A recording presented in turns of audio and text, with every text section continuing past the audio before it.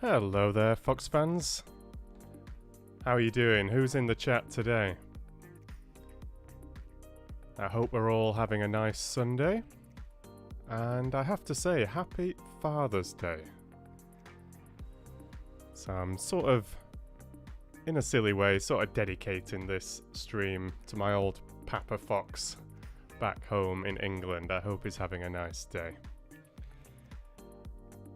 I see Amber in the chat. Welcome to you, saying what a great way to start my Sunday here in New Jersey. That is very nice. And hello to Elisif as well. Hope you're doing well. Nice to see you, Shannon. Whether half asleep or fully awake, always nice to have you here. I saw in Discord that you were setting your alarm for 10 o'clock sharp. So nice to see you. How are things? Anybody else popping in to the chat? It's absolutely boiling here in Sweden today, and this room isn't the coolest. So I think I'm already feeling sort of like a little dab of sweat on the brow there. I think I'm going to melt in here over the next couple of hours, but I've got a decent supply of water, so hopefully I'll survive. I would like to have the window open in here as well and just let a little bit more air through, but yeah, there's a little walkway, like a little concourse thing out here, so I don't really want screaming kids interrupting a nice reading. So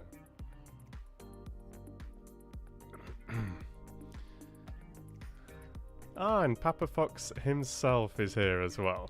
That's very appropriate. Happy Father's Day, Dad. I hope you're doing well. I'm wondering if little old Mama Fox is hanging around as well. I hope the sound's okay. I've got the music playing in the background. I hope it's not too offensive.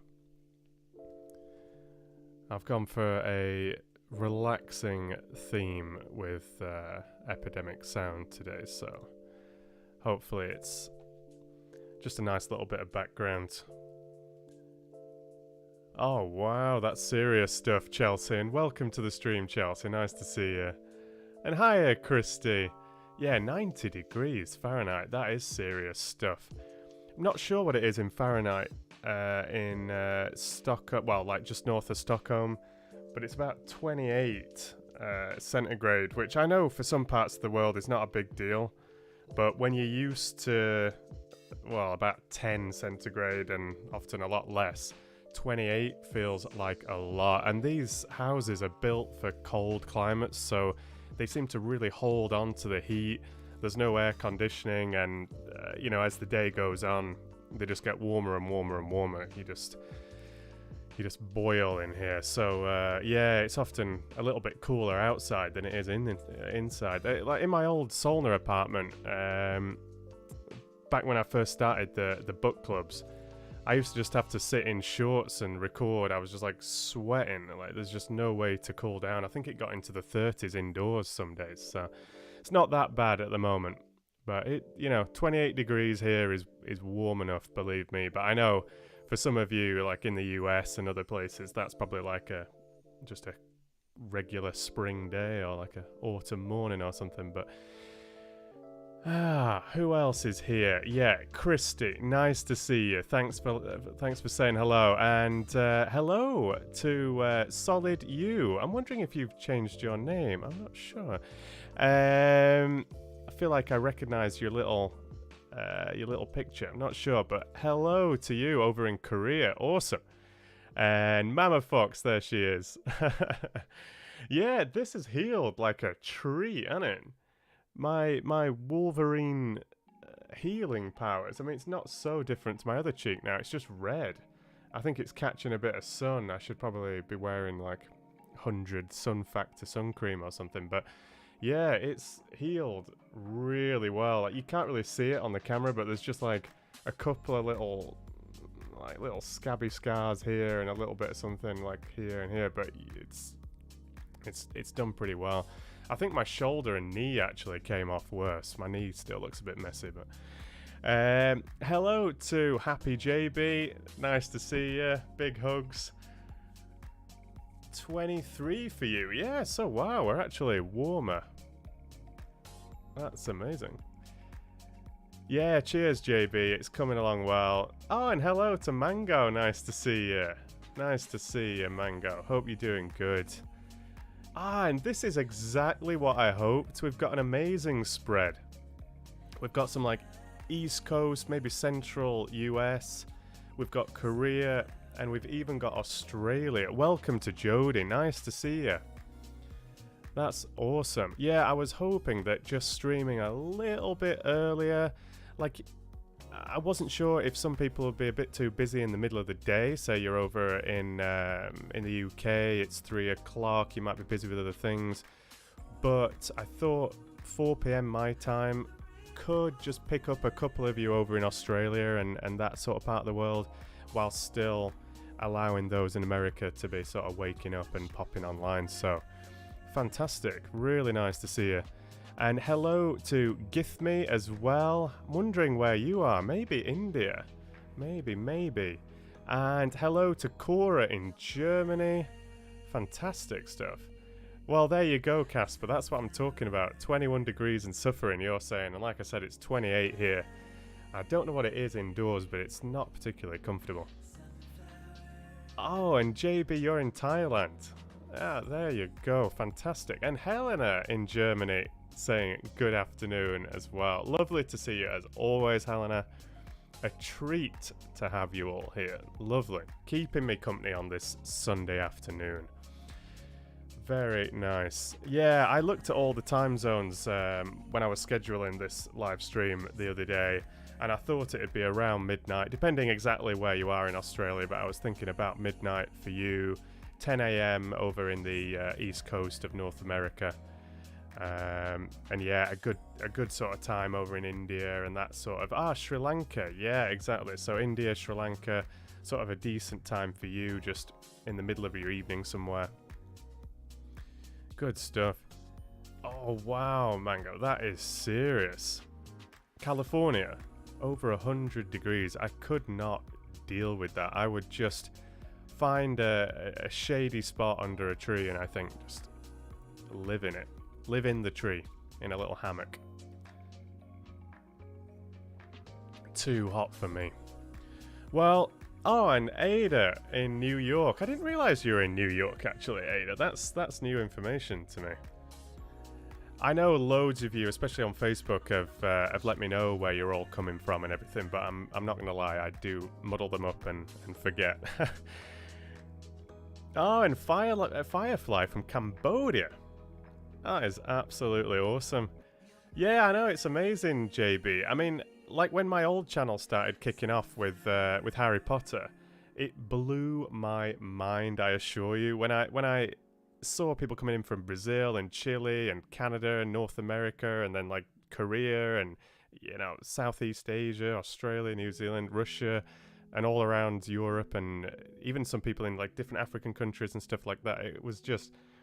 I couldn't really comprehend it. So yeah, the internet is an incredible place. I feel very fortunate to be able to use YouTube. I know there's all sorts of problems with the internet, social media, blah blah blah. But at the end of the day, it's quite a remarkable thing that we can all come together and just enjoy something in the same space and time. I think it's pretty amazing.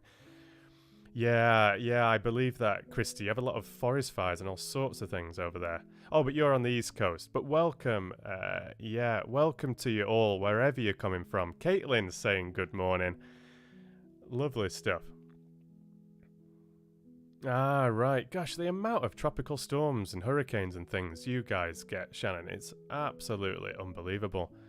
And hello to Anne Meppy as well. Welcome. Great stuff. Lovely to see you all. Yeah, thanks for joining. Happy Father's Day for those of you out there, all the dads. Hope you're doing good. Alright, I think I'm going to crack on. No time like the present. So... those of you that were in the stream last time, you seem to have a pretty good time. with that glimpse of truth. We had 3 short stories. I picked out 6 with my little random number generator, and then we had a vote. We picked 2 at a time and then voted between those 2 to decide which we would read. We had 3 stories.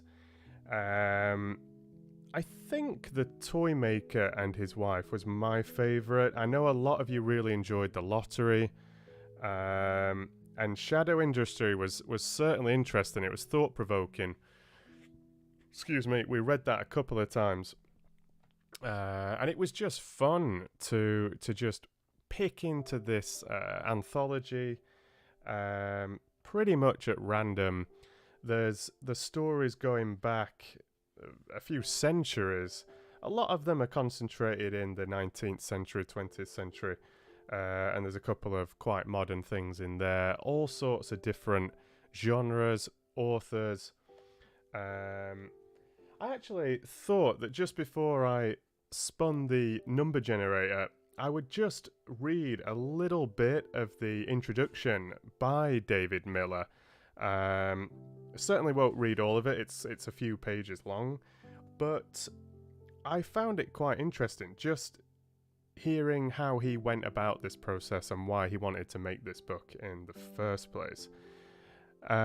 So, Glimpsing Who We Are starts with a quote by Anton Chekhov from A Dreary Story, 1889.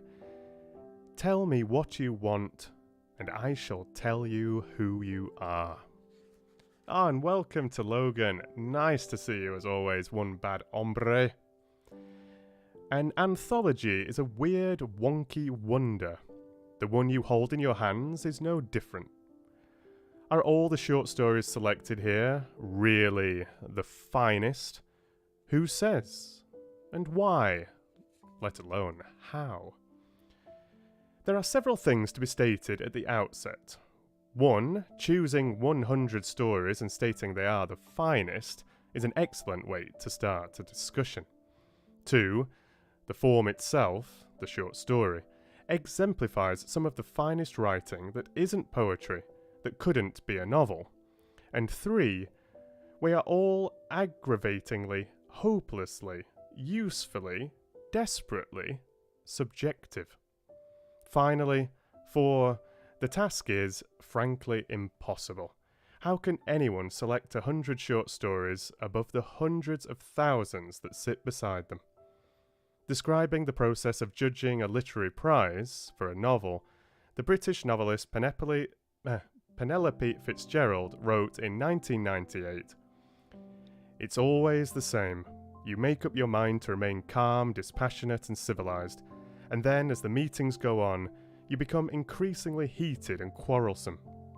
The book I wanted to win didn't win, and I felt like weeping, and everyone complained, as they always do, that the judges must have lost their wits anyway."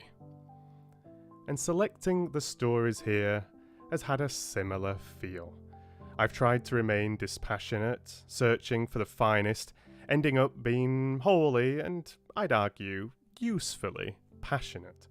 I've spent weeks, then months, quarrelling with myself and others, and now there is a result. Some will complain I've not included A or Y or H or Z, or given due attention to the burgeoning literary genre, or seen in delete as appropriate.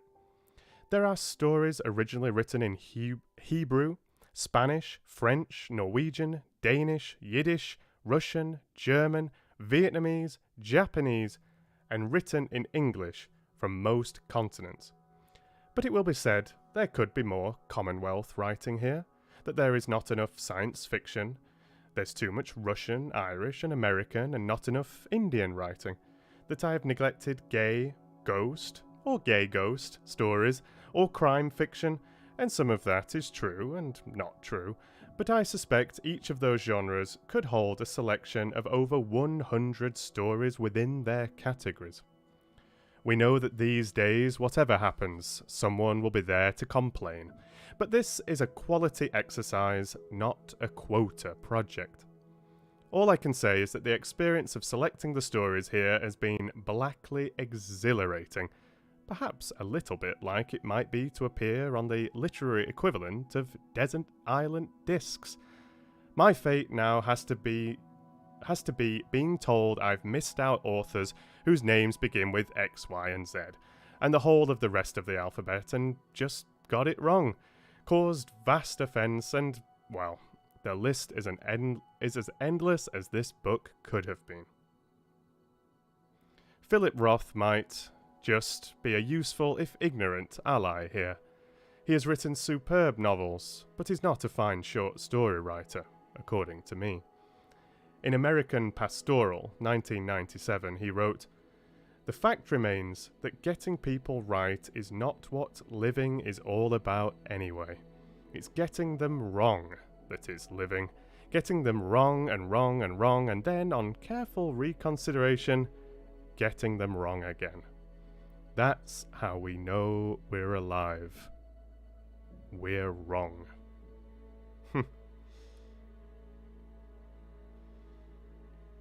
And it goes on. It's a nice little intro. What I have attempted to do is not get things right, but to reflect as many genres, as many moods, as many voices as I can curate, to show that a short story can do pretty much anything.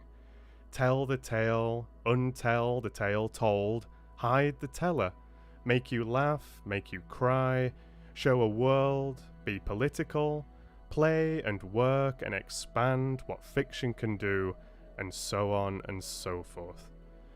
As can any novel. But as a short story is already a distillation, it gives the writer a far harder task to achieve everything, not just anything. Everything in this book is as good as it can get. It turns out also the choices made are personal, but they have to be. Each of our reactions to any author is. Most of our reading is reading what others have read before. The book is ordered by chronological date of birth of the author, as that seemed easiest. I've attempted to spread the notion of finest throughout the story of the short story, as that should show how the world has changed since a man wrote how another could live in a fish. Very magical realist. To how we simply look at one another when things go wrong.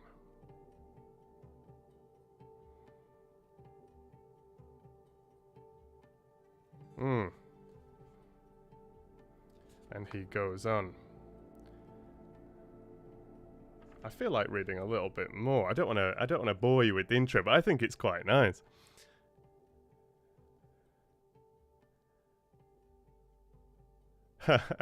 Yeah, absolutely, Christy.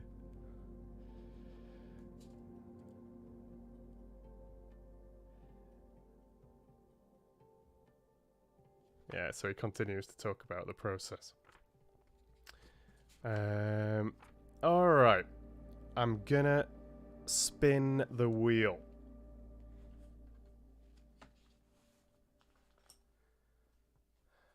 For the first time today and see what we get.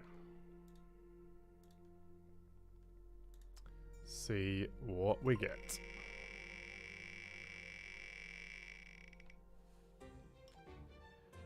$49.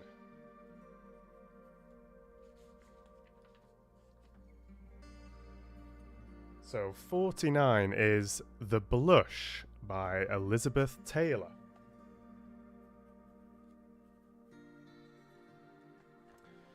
Let's see if I can find any info on that one. Is anyone familiar with either The Blush or with Elizabeth Taylor?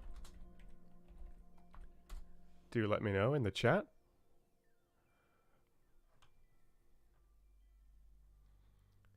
Little mention here. Author pursues the nuances of ordinary life with compassion and wit. Goodreads could be a place to go, actually. I do like this site. I use it quite a lot.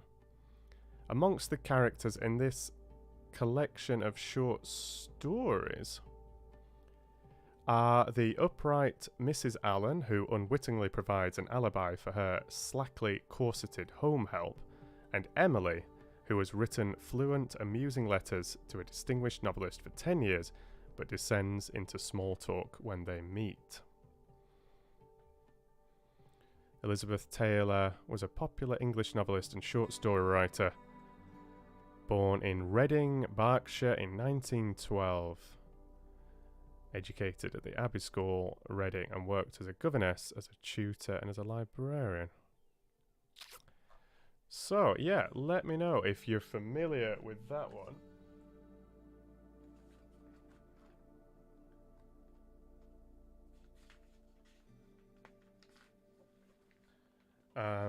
Just going to read David Miller's little section on Elizabeth Taylor.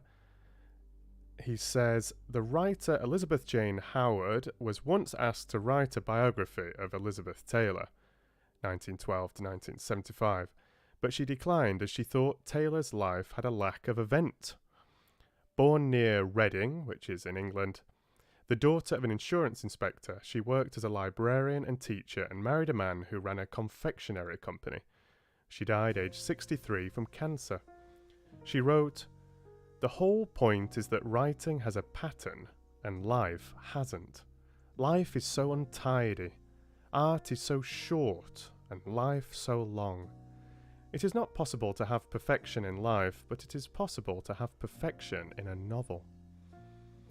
Her work is not so much underrated as underread. Alright. Has anybody mentioned her or her work? No. Nothing in the chat. Alright, okay. Well, I will have another spin. I thought someone might know the name or know the piece. So the second option for the first read is 80. And that is Emergency by Dennis Johnson.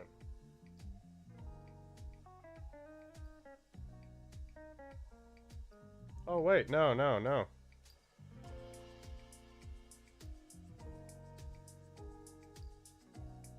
Yeah.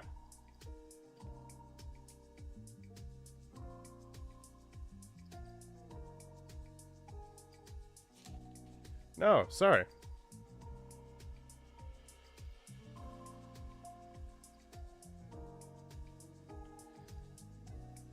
Sorry.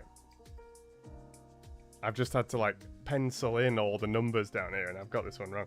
So it's not Emergency, Dennis Johnson. It's Solid Geometry by Ian McEwan.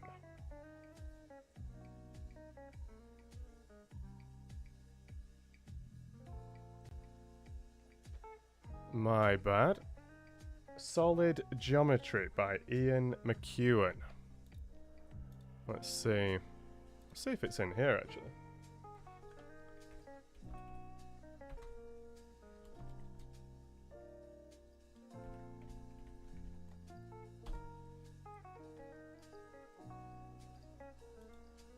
Did it even come up as an option? Not sure. Let's just stick it into Google. Got some random geometry textbook there. Huh?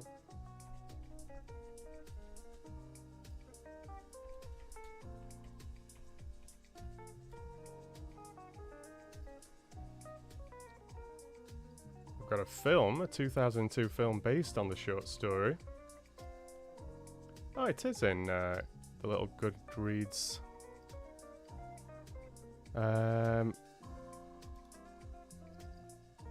Not a lot of information there. Mixed reviews, that's for sure.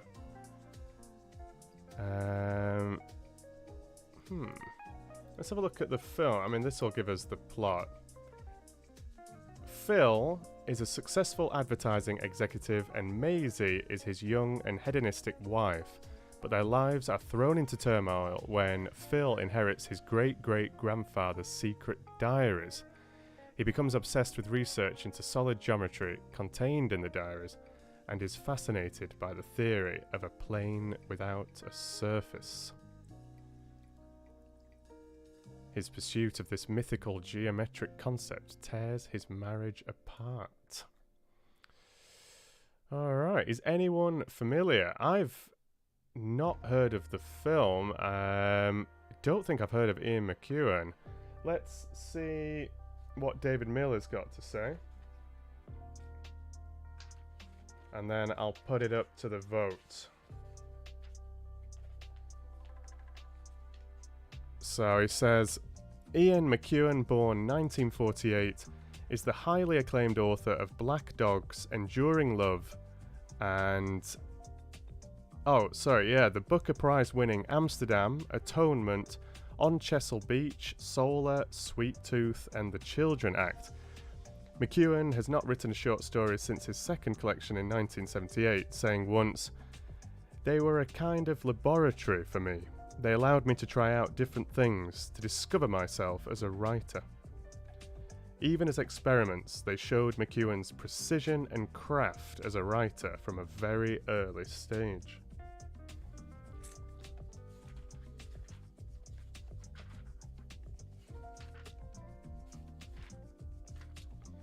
Alright.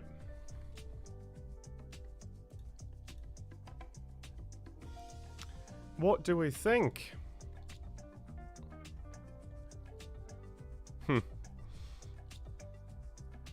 Yeah, I could say the same, JB.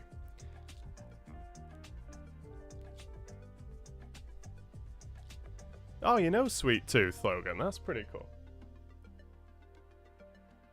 I'm not at all familiar, I must admit. Alright. So, I'll just give a couple of minutes and please vote away. Would you like The Blush or Solid Geometry?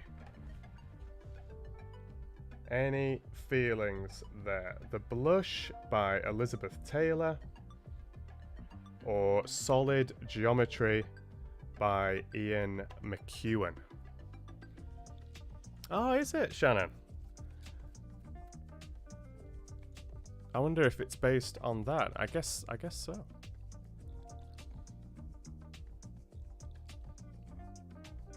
So just a couple of minutes. I'll try and keep the voting pretty short and sweet. So far, we've got a few for Elizabeth Taylor's Blush.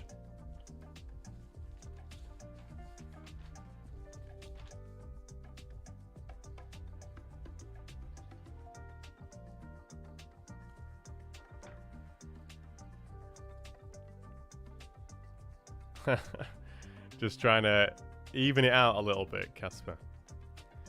Ah, cheers. Thanks very much, Michael. Always lovely to hear that. Thank you. Michael just saying that he's finished Dracula. Really enjoyed it. I hope you find something else to listen to on my channel as well, Michael. There's a few things out there. If you want a similar theme, I would definitely go for Jekyll and Hyde. If you want to try my newest little bit of fun, then you can have a listen to the Norse myths. I've literally just shared a complete version of that with some really nice little musical interludes as well. So 18 Norse myths all compiled together. It's a nice little listen, I think. 4 hours of stories. It's pretty chill.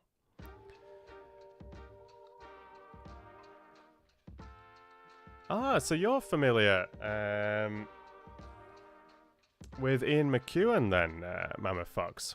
You're saying Solid Geometry is a great author. Interesting. And a few other votes have come in for Solid Geometry as well.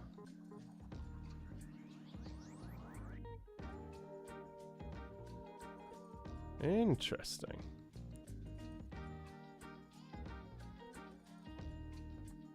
Ah, you're on Jekyll and Hyde now, Michael. Ah, good stuff. Yeah, I hope you enjoy it. It was a lot of fun, that.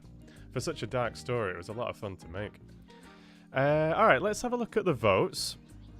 I hope there's not been any double voting to confuse me. Ah, hiya, Velvet Text. Really nice to see you. Welcome, welcome, welcome. Yeah, alright, what have we got? So, blush.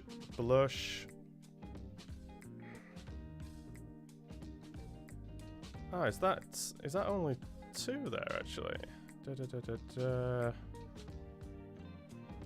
3. Are we just 3 for blush? And 1, 2, 3, 4 for solid geometry, I think. I like that, Logan. What a gentleman you are. I like that you're bringing along with me for the flower picking. Ah, nice to hear that, Velvet. Ah, cheers.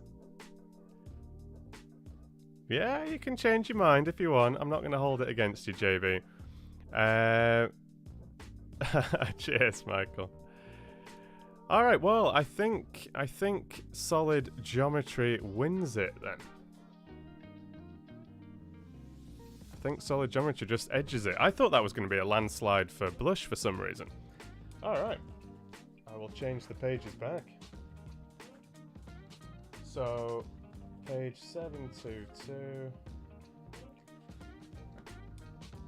It's quite a long one, this one. I'm going to be here for a while, so I'm actually going to take my headphones off because I'm getting too warm with them on. It's nice to be able to hear the mix of my voice and the music, but I'll be turning the music off in a minute anyway, so it's cool. Alright, let's update this.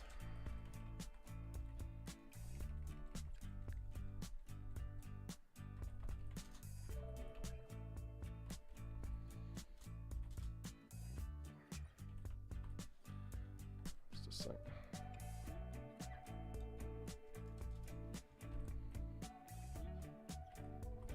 Just about squeezes on there.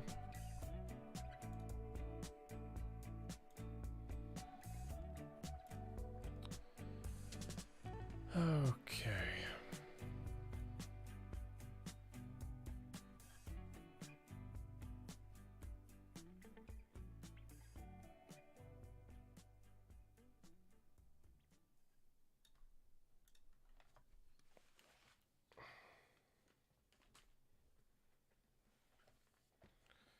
Alright, let's get comfortable.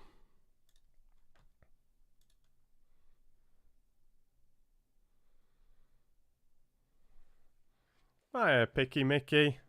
Welcome to the stream. Nice to see you. Okay, yeah, I hope we're all doing well on this Sunday. Whether you're heading to bed over in Australia, that part of the world, and just trying to relax and get some sleep, or whether your day is pretty much just beginning over maybe on the west coast of North America. I hope you're doing well. Let's relax with a little bit of reading. This is totally unprepared, so we'll just see what comes.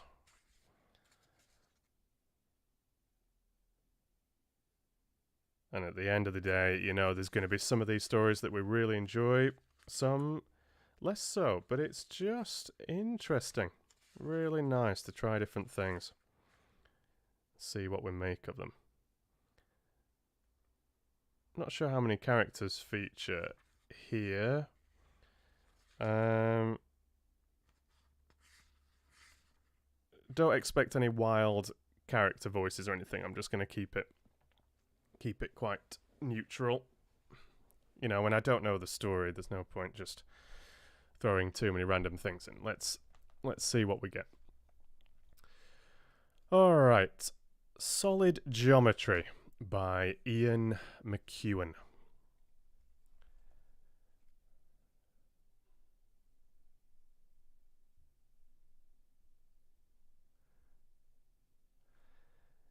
In Melton Mowbray in 1875, at an auction of articles of curiosity and worth, my great-grandfather, in the company of M, his friend, bid for the penis of Captain Nichols, who died in Horsemonger Jail in 1873. It was bottled in a glass, 12 inches long, and noted, my great-grandfather in his diary that night, in a beautiful state of preservation. Also for auction was the unnamed portion of the late Lady Barrymore. It went to Sam Israels for 50 guineas. My great-grandfather was keen on the idea of having the two items as a pair, and M dissuaded him. This illustrates perfectly their friendship. My great-grandfather, the excitable theorist, M, the man of action who knew when to bid at auctions. My great-grandfather lived for 69 years. For 45 of them, at the end of every day, he sat down before going to bed and wrote his thoughts in a diary. These diaries are on my table now, 45 volumes bound in calf leather, and to the left sits Captain Nichols in the glass jar. My great-grandfather lived on the income derived from the patent of an invention of his father, a handy fastener used by corset makers right up till the outbreak of the First World War. My great-grandfather liked gossip, numbers, and theories. He also liked tobacco, good port, jugged hare, and very occasionally opium. He liked to think of himself as a mathematician, though he never had a job and never published a book. Nor did he ever travel or get his name in the Times, even when he died. In 1869, he married Alice, only daughter of the Reverend Toby Shadwell, co-author of a not highly regarded book on English wildflowers. I believe my great-grandfather to have been a very fine diarist, and when I have finished editing the diaries and they are published, I am certain he will receive the recognition due to him. When my work is over, I will take a long holiday, travel somewhere cold and clean and treeless, Iceland or the Russian steppes. I used to think that at the end of it all I would try, if it was possible, to divorce my wife, Maisie, but now there is no need at all. Often Maisie would shout in her sleep, and I would have to wake her. "Put your arm around me," she would say. "It was a horrible dream. I had it once before. I was in a plane flying over a desert. But it wasn't really a desert. I took the plane lower, and I could see there were thousands of babies, heaped up, stretching away over the horizon, all of them naked and climbing over each other. I was running out of fuel, and I had to land the plane. I tried to find a space. I flew on and kept looking for a space. "Go to sleep now," I said through a yawn. "It was only a dream." "No," she cried. "I mustn't go to sleep. Not just yet." "Well, I have to sleep now," I told her. "I have to be up early in the morning." She shook my shoulder.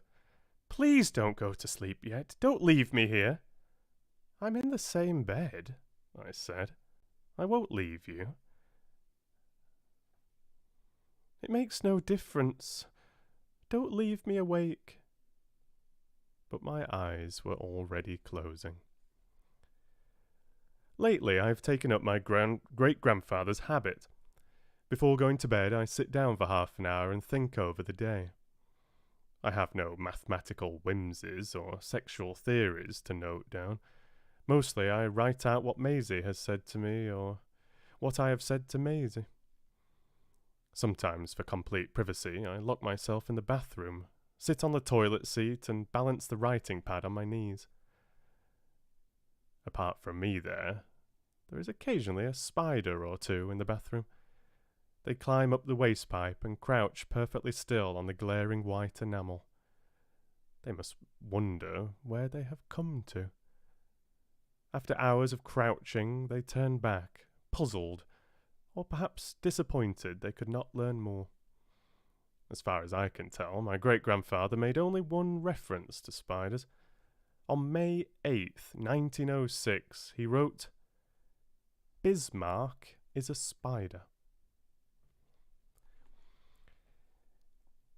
In the afternoons, Maisie used to bring me tea and tell me her nightmares. Usually I was going through old newspapers, compiling indexes, cataloguing items, putting down this volume, picking up another. Maisie said she was in a bad way. Recently she had been sitting around the house all day glancing at books on psychology and the occult, and almost every night she had had bad dreams.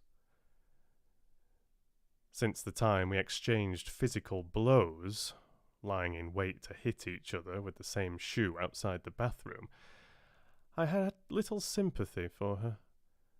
Part of her problem was jealousy. She was very jealous of my great-grandfather's 45-volume diary and of my purpose and energy in editing it. She was doing nothing. I was putting down one volume and picking up another when Maisie came in with the tea. "Can I tell you my dream?" she asked. "I was flying this plane over a kind of desert. Tell me later, Maisie," I said. "I'm in the middle of something here." After she had gone, I stared at the wall in front of my desk and thought about M, who came to talk and dine with my great-grandfather regularly over a period of 15 years, up until his sudden and unexplained departure one evening in 1898. M, whoever he might have been, was something of an academic, as well as a man of action. For example, on the evening of August 9th, 1870, the two of them are talking about positions for love-making, and M tells my great-grandfather that copulation a posteriori is the most natural way owing to the position of the clitoris and because other anthropoids favour this method. My great-grandfather, who copulated about half a dozen times in his entire life, and that with Alice during the first year of their marriage, wondered out loud what the Church's view was, and straightway M is able to tell him that the 7th century theologian Theodore considered copulation a posteriori a sin ranking with masturbation, and therefore worthy of 40 penances. Later in the same evening, my great-grandfather produced mathematical evidence that the number of positions cannot exceed the prime number 17. M scoffed at this, and told him he had seen a collection of drawings by Romano, a pupil of Raphael's, in which 24 positions were shown. And, he said, he had heard of Mr. F.K. Forberg, who had accounted for 90. By the time I remembered the tea Maisie had left by my elbow, it was cold.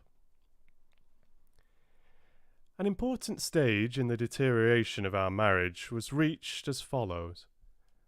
I was sitting in the bathroom one evening writing out a conversation Maisie and I had had about the tarot pack when suddenly she was outside, rapping on the door and rattling the door handle. "Open the door!" she called out. "I want to come in." I said to her, "You'll have to wait a few minutes more. I've almost finished." "Let me in now," she shouted. "You're not using the toilet." "Wait," I replied, and wrote another line or two. Now Maisie was kicking the door. "My period has started and I need to get something." I ignored her yells and finished my piece, which I considered to be particularly important. If I left it till later, certain details would be lost.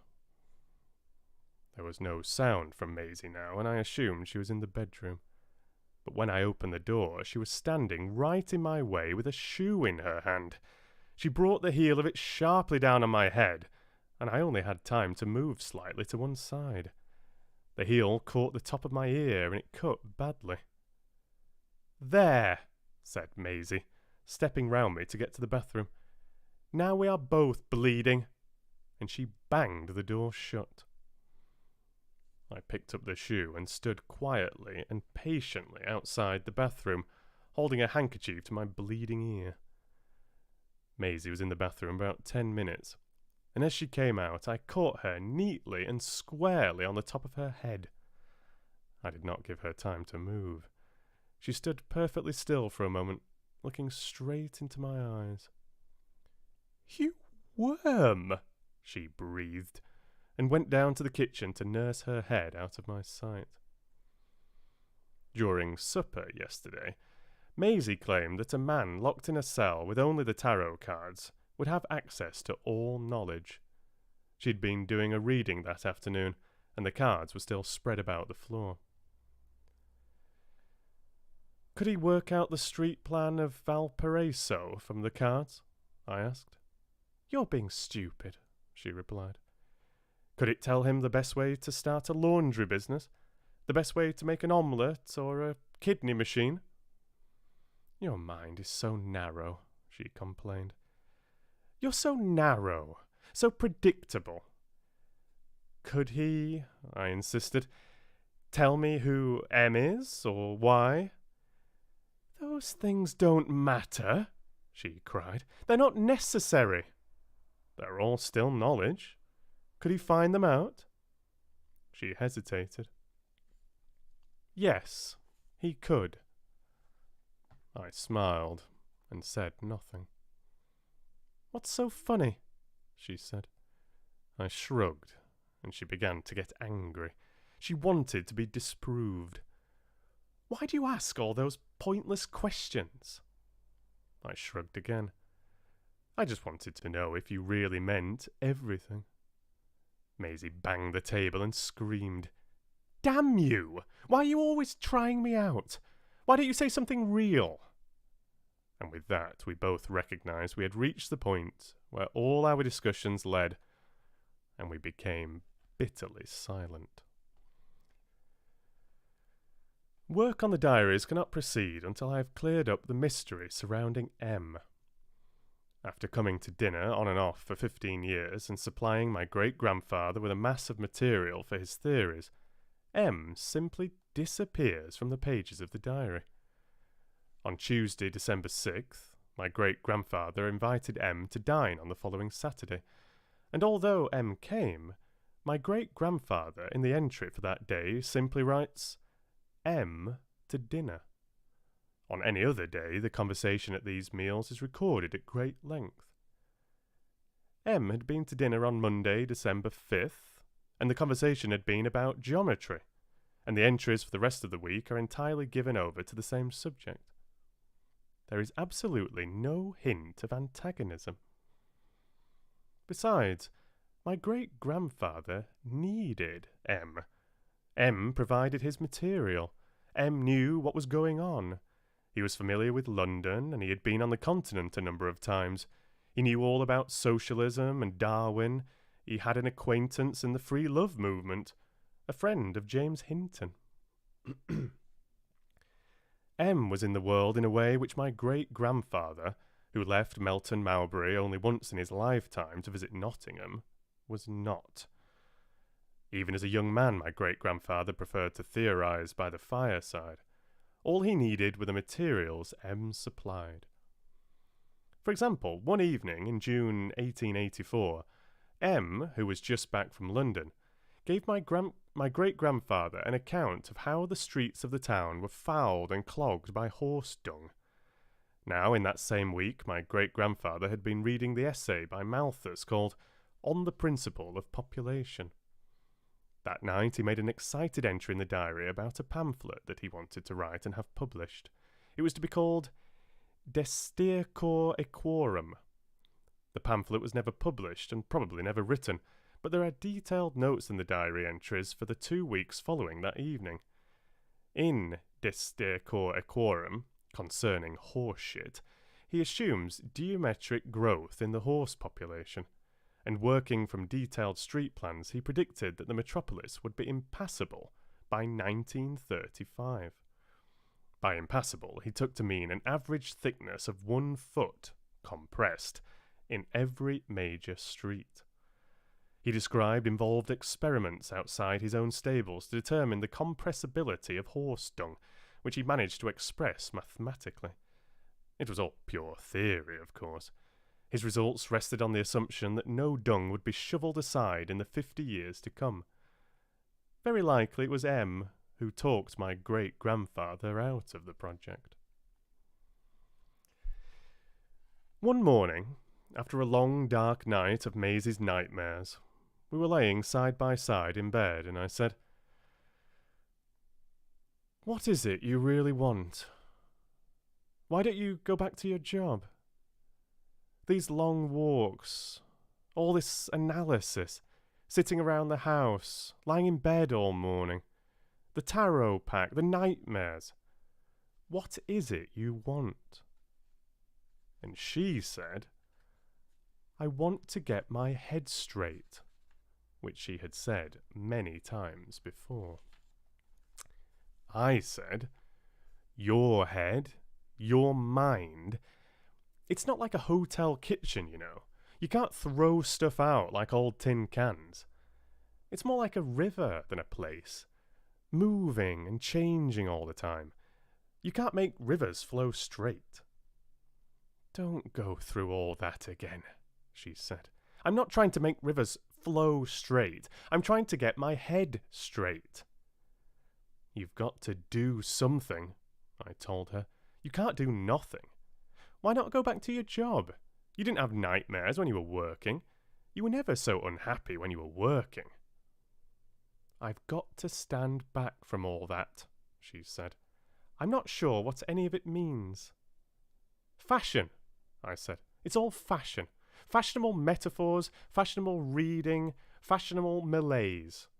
What do you care about Jung, for example? You've read 12 pages in a month." "Don't go on," she pleaded. "You know it leads nowhere." But I went on. "You've never been anywhere," I told her. "You've never done anything. You're a nice girl without even the blessing of an unhappy childhood. Your sentimental Buddhism, this junk shop mysticism, joss stick therapy, magazine astrology, none of it's yours. You've worked none of it out for yourself. You fell into it. You fell into a swamp of respectable intuitions. You haven't the originality or passion to intuit anything yourself beyond your own unhappiness. Why are you filling your mind with other people's mystic banalities and giving yourself nightmares?" I got out of bed, opened the curtains, and began to get dressed. "You talk like this was a fiction seminar," Maisie said. "Why are you trying to make things worse for me?" Self-pity began to well up from inside her, but she fought it down. "When you were talking," she went on, "I can feel myself, you know, being screwed up like a piece of paper." "Perhaps we are in a fiction seminar," I said grimly. Maisie sat up in bed, staring at her lap. Suddenly her tone changed. She patted the pillow beside her and said softly, "Come over here. Come and sit here. I want to touch you. I want you to touch me." But I was sighing and already on my way to the kitchen. In the kitchen, I made myself some coffee and took it through to my study. It had occurred to me in my night of broken sleep that a possible clue to the disappearance of M might be found in the pages of geometry. I'd always skipped through them before because mathematics does not interest me. On the Monday, December 5th, 1898, M and my great-grandfather discussed the Vescia Pisces, which apparently is the subject of Euclid's first proposition and a profound influence on the ground plans of many ancient religious buildings. I read through the account of the conversation carefully, trying to understand as best I could the geometry of it. Then, turning the page, I found a lengthy anecdote which M told my great-grandfather that same evening when the coffee had been brought in and the cigars were lit. Just as I was beginning to read, Maisie came in. "And what about you?" she said, as if there had not been an hour break in our exchange. "All you have is books, crawling over the past like a fly on a turd." I was angry, of course, but I smiled and said cheerfully, "Crawling? Well, at least I'm moving." "You don't speak to me anymore," she said. You play me like a pinball machine for points. Good morning, Hamlet, I replied, and sat in my chair waiting patiently for what she had to say next. But she did not speak. She left, closing the study door softly behind her. In September 1870, M began to tell my great-grandfather. I came into the possession of certain documents which not only invalidate everything fundamental to our science of solid geometry, but also undermine the whole canon of our physical laws and force one to redefine one's place in nature's scheme.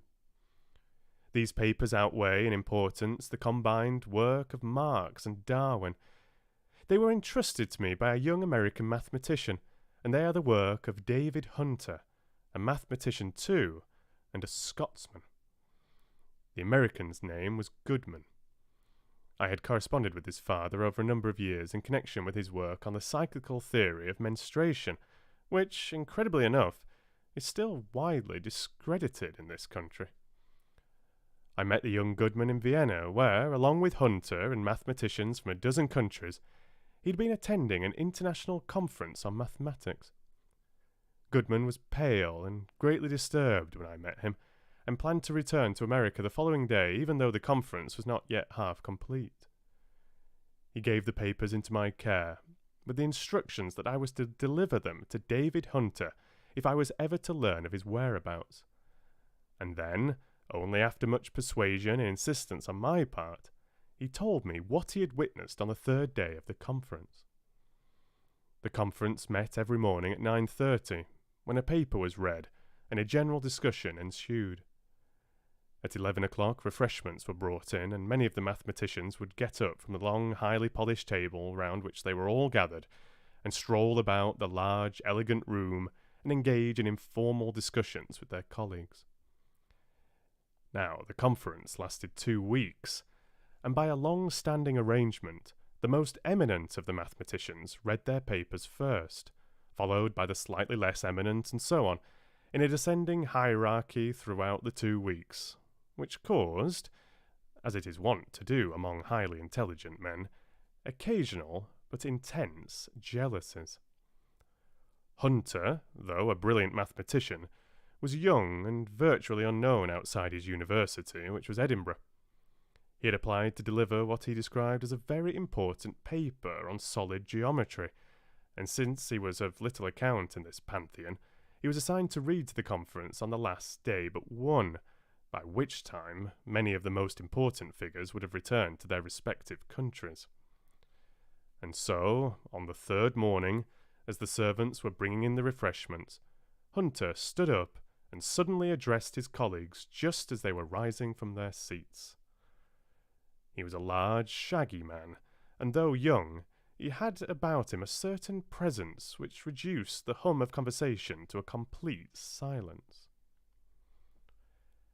"Gentlemen," said Hunter, "I must ask you to forgive this improper form of address, but I have something to tell you of the utmost importance.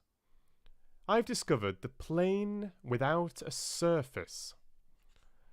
Amid derisive smiles and gentle bemused laughter, Hunter picked up from the table a large white sheet of paper.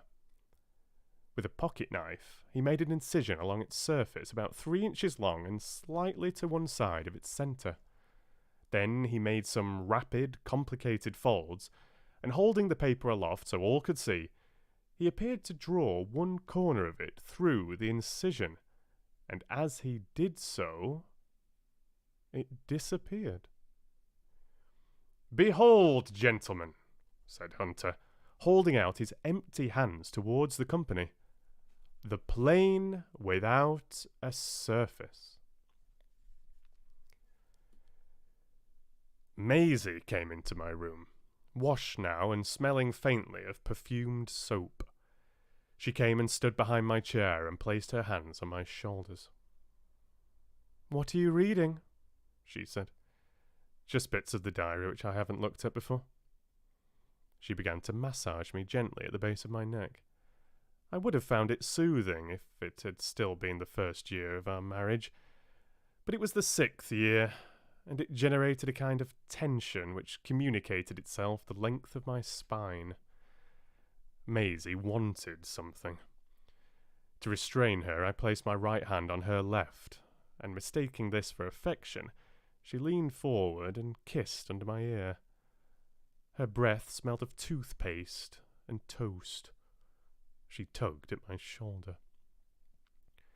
"Let's go in the bedroom," she whispered. "We haven't made love for nearly 2 weeks now." "I know," I replied. "You know how it is, with my work." I felt no desire for Maisie, or any other woman. All I wanted to do was turn the next page of my great-grandfather's diary. Shoulder and stood by my side. There was such a sudden ferocity in her silence that I found myself tensing like a sprinter on the starting line. She stretched forward and picked up the sealed jar containing Captain Nichols.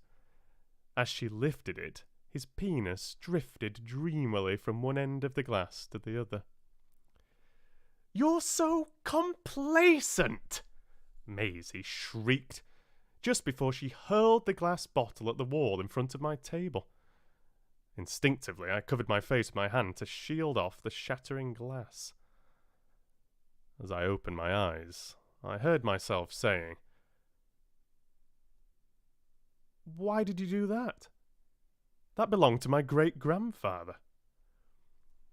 Amid the broken glass and the rising stench of formaldehyde lay Captain Nichols, slouched across the leather cover of a volume of the diary, grey, limp, and menacing, transformed from a treasured curiosity into a horrible obscenity. "That was a terrible thing to do. Why did you do that?" I said again. "I'm going for a walk," Maisie replied, and slammed the door this time as she left the room. I did not move from my chair for a long time. Maisie had destroyed an object of great value to me. It had stood in his study while he lived, and then it had stood in mine, linking my life with his. I picked a few splinters of glass from my lap and stared at the 160-year-old piece of another human on my table. I looked at it and thought of all the homunculi which had swarmed down its length. I thought of all the places it had been: Cape Town, Boston, Jerusalem, travelling in the dark, fetid inside of Captain Nichols' leather breeches, emerging occasionally into the dazzling sunlight to discharge urine in some jostling public place. I thought also of all the things it had touched, all the molecules, of Captain Nichols' exploring hands on lonely, unrequited nights at sea, the sweating walls of cunts of young girls and old whores. Their molecules must still exist today, a fine dust blowing from Cheapside to Leicestershire. Who knows how long it might have lasted in its glass jar? I began to clear up the mess. I brought the rubbish bucket in from the kitchen. I swept and picked up all the glass I could find and swabbed up the formaldehyde. Then, holding him by just one end, I tried to ease Captain Nichols onto a sheet of newspaper. My stomach heaved as the foreskin began to come away in my fingers.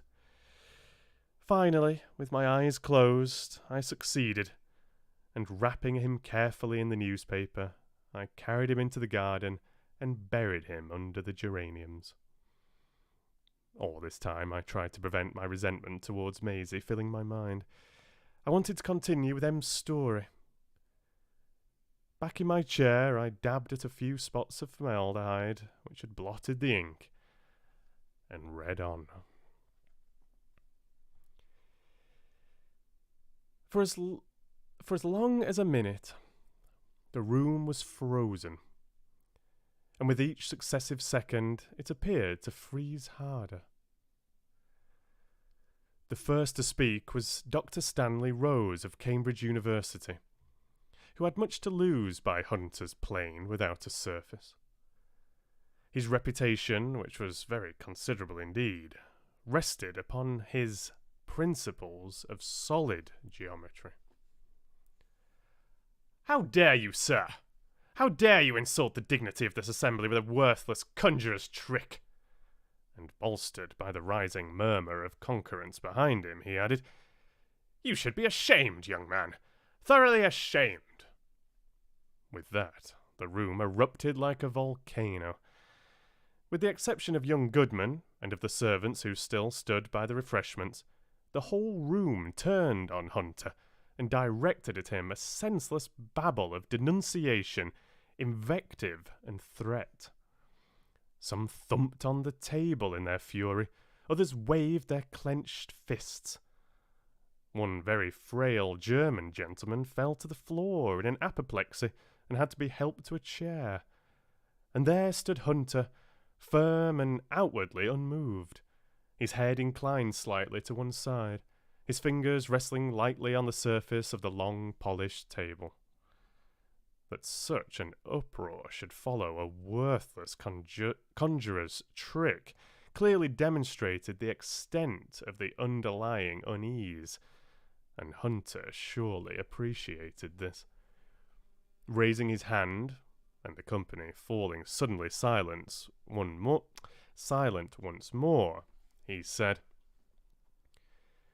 "Gentlemen, your concern is understandable, and I will effect another proof, the ultimate proof."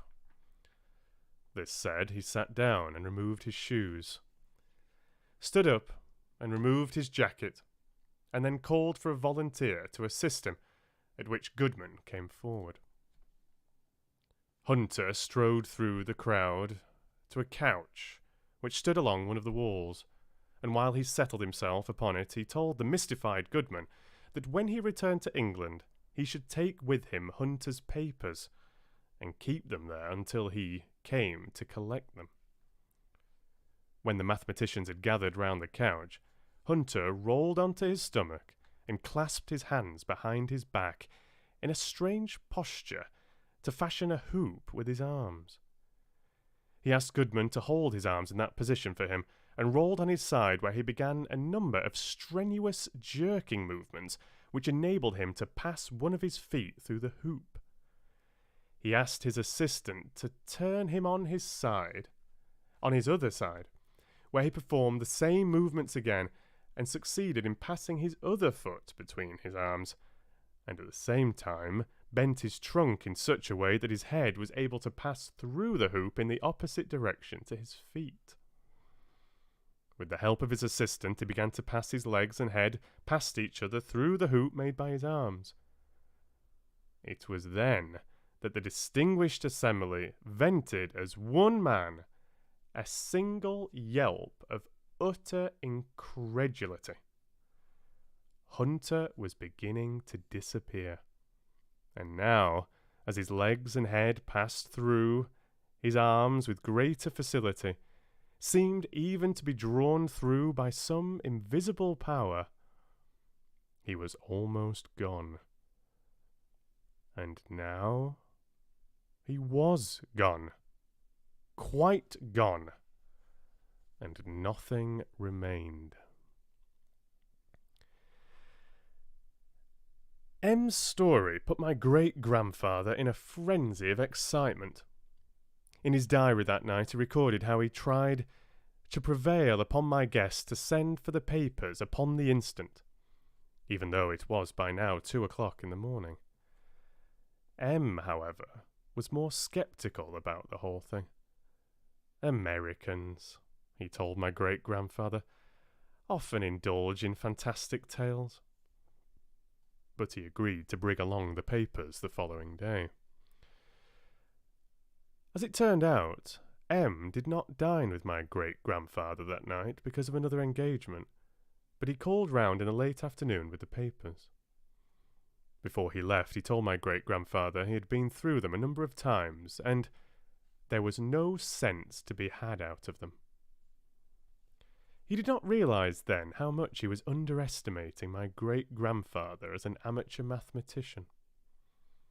Over a glass of sherry in front of the drawing-room fire, the two men arranged to dine again at the end of the week, on Saturday. For the next 3 days, my great-grandfather hardly paused from his reading of Hunter's theorems to eat or sleep. The diary is full of nothing else. The pages are covered with scribbles, diagrams, and symbols. It seems that Hunter had to devise a new set of symbols, virtually a whole new language, to express his ideas. By the end of the second day, my great-grandfather had made his first breakthrough. At the bottom of a page of mathematical scribble, he wrote, Dimensionality is a function of consciousness. Turning to the entry for the next day, I read the words, It disappeared in my hands. He had re-established the plane without a surface, and there, spread out in front of me, were step-by-step instructions on how to fold the piece of paper. Turning the next page, I suddenly understood the mystery of M's disappearance. Undoubtedly encouraged by my great-grandfather, he had taken part in a scientific experiment, probably in a spirit of great scepticism. For here my great-grandfather had drawn a series of small sketches, illustrating what, at first glance, looked like yoga poses. Clearly, they were the secret of Hunter's disappearing act. My hands were trembling as I cleared a space on my desk. I selected a clean sheet of typing paper and laid it in front of me. I fetched a razor blade from the bathroom. I rummaged in a drawer and found an old pair of compasses, sharpened a pencil, and fitted it in. I searched through the house till I found an accurate steel ruler I had once used for fitting window panes, and then I was ready. First, I had to cut the paper to size. The piece that Hunter had so casually picked up from the table had obviously been carefully prepared beforehand. The length of the sides had to express a specific ratio. Using the compasses, I found the centre of the paper, and through this point I drew a line parallel to one of the sides and continued it right to the edge. Then I had to construct a rectangle whose measurements bore a particular relation to those of the sides of the paper. The centre of this rectangle occurred on the line in such a way as to dissect it by the golden mean. From the top of this rectangle I drew intersecting arcs, again of specified proportionate radii. This operation was repeated at the lower end of the rectangle, and when the 2 points of intersection were joined, I had the line of incision. Then I started work on folding the lines.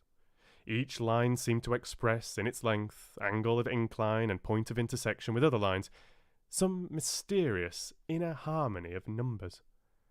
As I intersected arcs, drew lines, and made folds, I felt I was blindly operating a system of the highest, most terrifying form of knowledge, the mathematics of the absolute.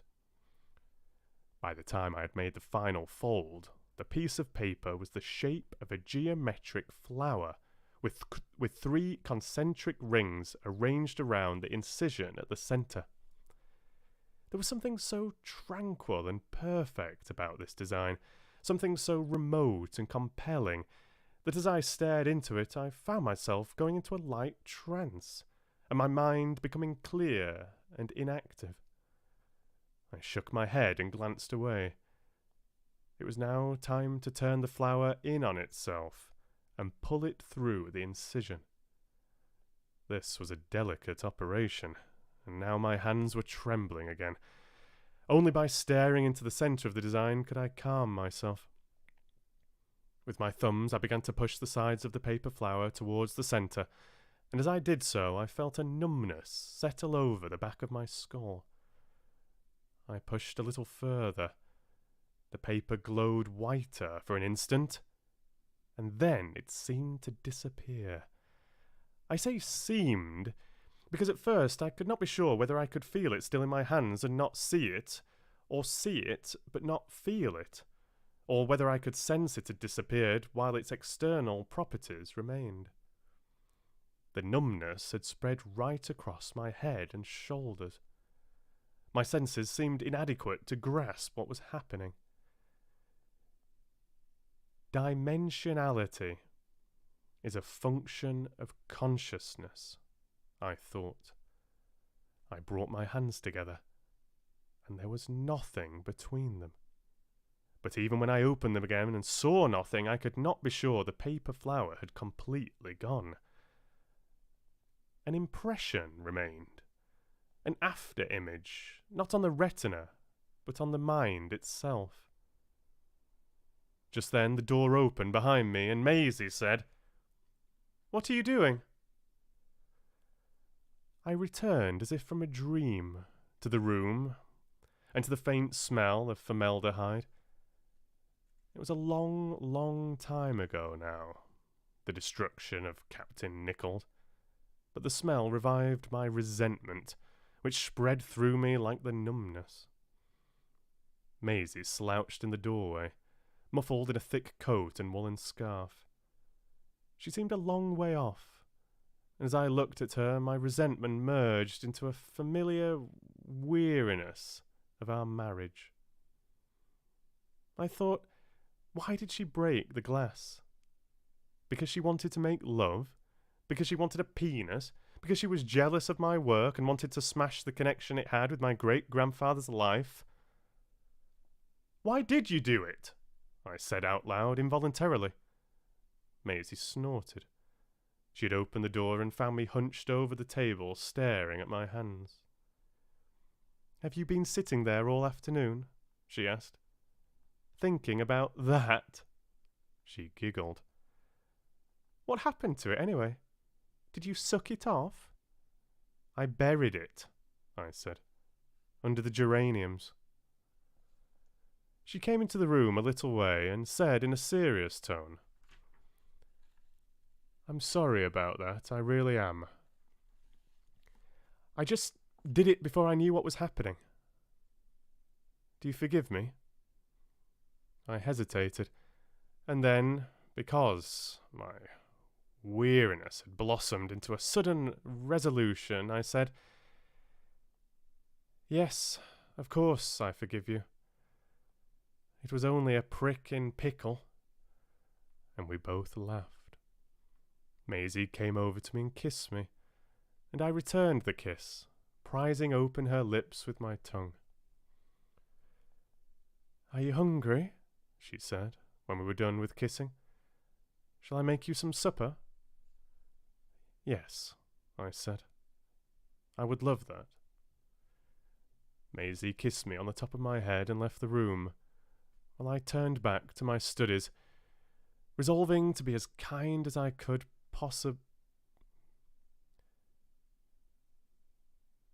there's a mistake there, I think. Resolving to be as kind as I possibly could to Maisie that evening. Later we sat in the kitchen eating the meal Maisie had cooked and getting mildly drunk on a bottle of wine. We smoked a joint, the first one we had had together in a very long time. Maisie told me how she was going to get a job with the Forestry Commission planting trees in Scotland next summer, and I told Maisie about a conversation M and my great-grandfather had had about a posteriori, and about my great-grandfather's theory that there could be not more than the prime number 17 positions for making love. We both laughed, and Maisie squeezed my hand, and love-making hung in the air between us, in the warm fog of the kitchen. Then we put our coats on and went for a walk. It was almost a full moon. We walked along the main road which runs outside our house, and then turned down a narrow street of tightly packed houses, with immaculate and minute front gardens. We did not talk much, but our arms were linked, and Maisie told me how very stoned and happy she was. We came to a small park which was locked, and we stood outside the gates looking up at the moon through the almost leafless branches. When we came home, Maisie took a leisurely hot bath while I browsed in my study, checking on a few details. Our bedroom is a warm, comfortable room, luxurious in its way. The bed is 7 foot by 8, and I made it myself in the first year of our marriage. Maisie made the sheets, dyed them a deep rich blue, and embroidered the pillowcases. The only light in the room shone through a rough, old goatskin lampshade Maisie bought from a man who came to the door.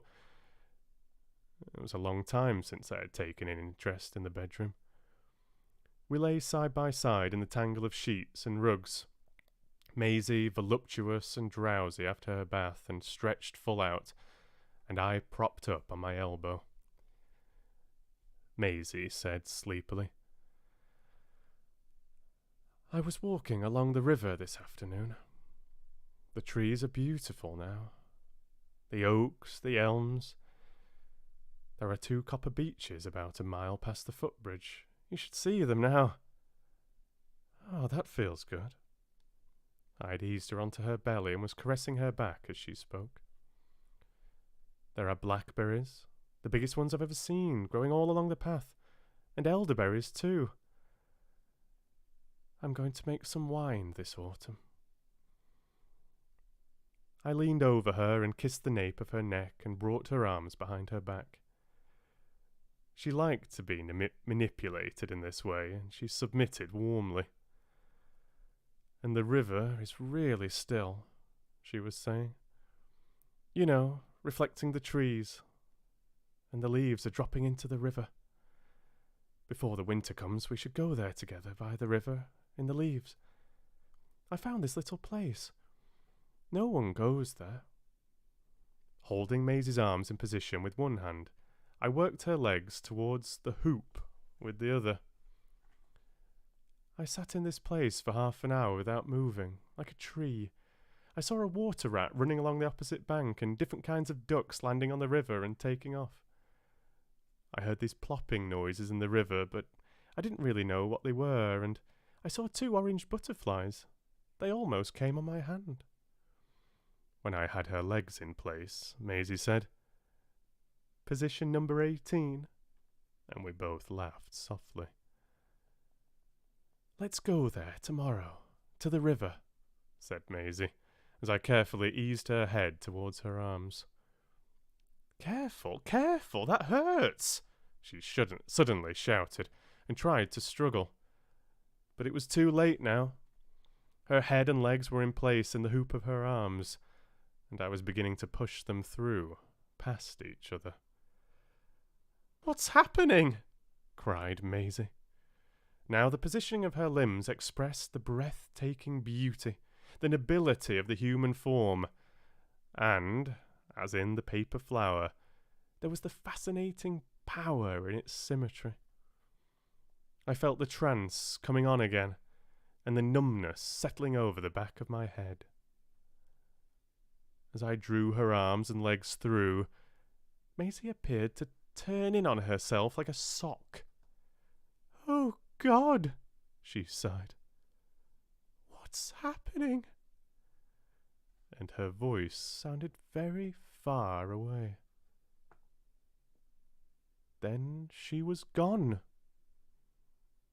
And not gone. Her voice was quite tiny. "What's happening?" And all that remained was the echo of her question above the deep blue sheets.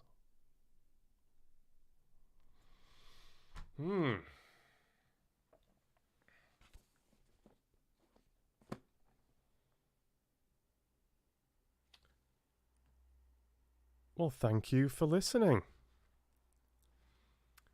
That was Solid Geometry by Ian McEwan. Chelsea says that was wild. It was pretty wild. I didn't know what to make of it at some points. It took me quite a while to settle into it.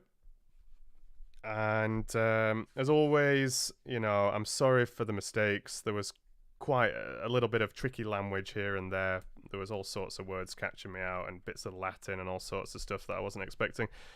And yeah, it was a tough one to read. The presentation in the beginning and at certain parts throughout actually was quite heavy. I don't know if you can see, but it's presented in very solid blocks of text, like same here as well. And it's only really where the dialogue or a change in scene that you sort of get a break up into different paragraphs and stuff. And it's quite hard to do that without any preparation, because things are sort of shifting. There are the story is sort of changing. There's all different things being described, but there's not many clues for the narrator to really know sort of like how to change the pace or when to just take a little breath or whatever. So when you don't know the story, it was quite tricky. And yeah, just with some writers, it takes a little while to just sort of settle into their writing style, try and figure out the mood of the piece. And yeah, you start fumbling over a couple of words and things get a little bit difficult. But I enjoyed it, and I found it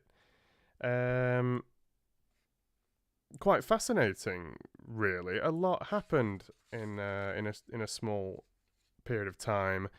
It reminded me of The Prestige, and it also reminded me of Jekyll and Hyde. I can imagine that that you lot were reminded of various different things there, or that it made you think of other stories and things that but yeah, I enjoyed it. I thought it was really interesting. Apologies for a bit of vulgar language here and there. I'm just reading what's in front of me.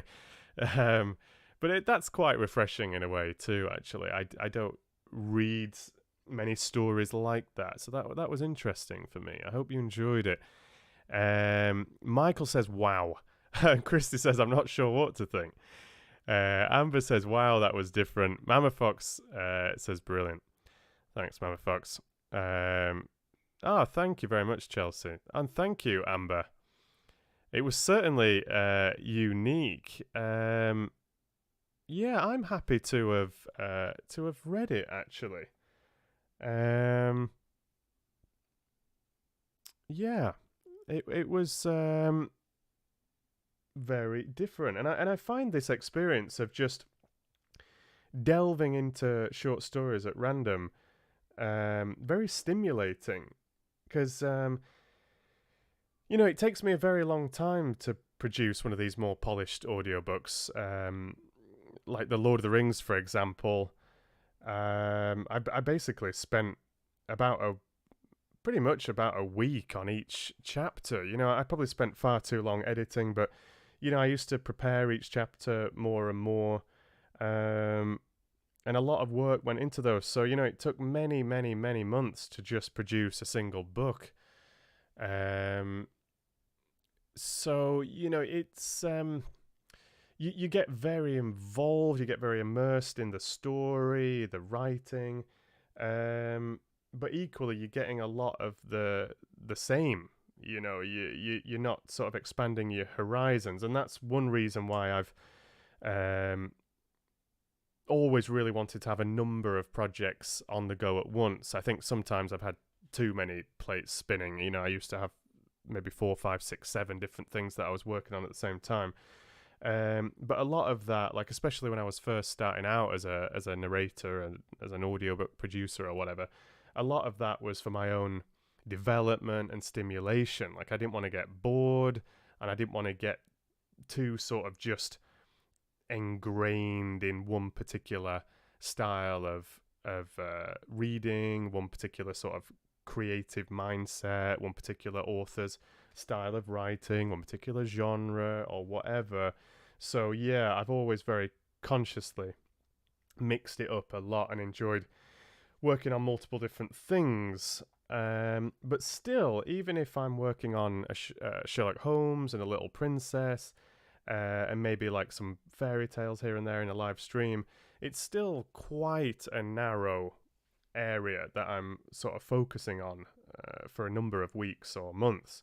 So yeah, I think it's good for me. This like just dipping into random authors, genres from different time periods, completely different styles, and just seeing what I make of it. You know what I mean? I think it's good for the creative juices and just a good healthy challenge.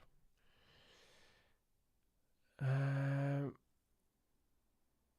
just seeing what you're saying in the chat.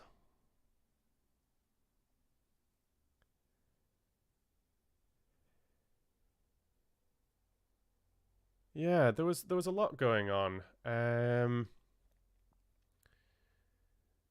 You're saying that part of it was certainly people valuing such different things that they can no longer relate to each other. Yeah, certainly, Christy.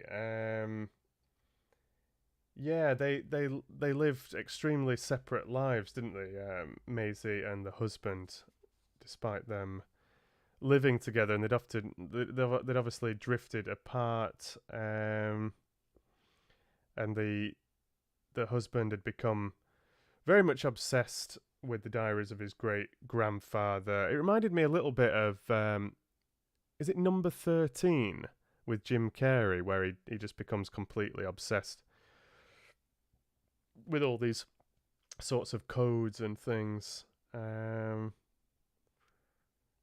Yeah, it was intriguing, but I just quite enjoyed the style, just the way that Ian McEwan sort of flitted between different things, like how he sort of wove the diaries and their content with this sort of everyday life um, of the man and his wife. Um, yeah, and the whole prick in a pickle thing was quite entertaining as well. Just sort of like a fun, absurd distraction from everything. It almost felt um, sort of like metaphorical for their marriage in some way, their relationship in some way. Ah, thank you very much, JB. Yeah, my pleasure. My pleasure. Yeah, that's enough, Casper. Don't you worry. Yeah, thanks, Velvet. Certainly different.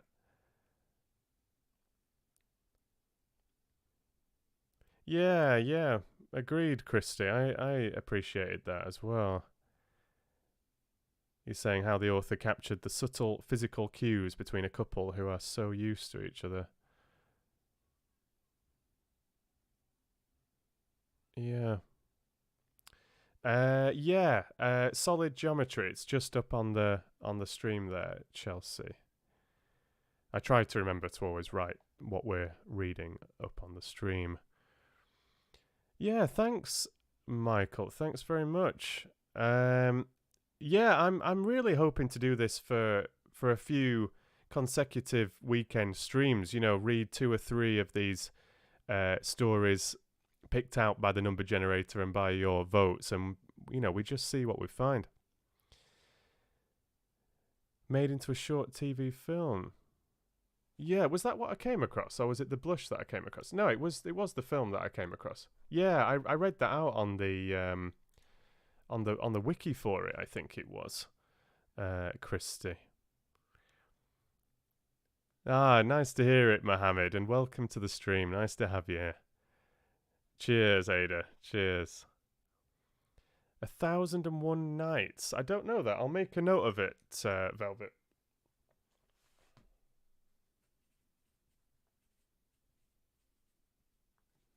Thanks for the suggestion. Ah, thanks, Christy. It was tough. I was not massively happy with my reading at certain parts, but that's just how it is when you're reading live. There was certain bits that I thought flowed very well, and there were certain bits that were a bit jaggedy, but you have to just embrace it. Yeah, I have done some Lovecraft, Michael. I've got to strongly recommend my little production of A Colour Out of Space. So if you just look back through my videos in the sort of video archive on my channel, you'll find it. It's also in a couple of playlists, like in the full audiobook playlist and in the soundscape playlist, I think. Um, but yeah, I really enjoyed that one. It was the first Lovecraft I'd ever narrated, and pretty much the only Lovecraft I'd read. I'd only really skimmed bits and pieces before then. And yeah, apparently it was his favorite among his stories, and I presented it in quite an interesting way. I think you'll find. So I created a little soundscape around the reading, which is there to actually create atmosphere for the reading. So it's not a soundscape of sounds from the story, but it's a soundscape to sort of wrap you up in the story and create an immersive atmosphere around the story.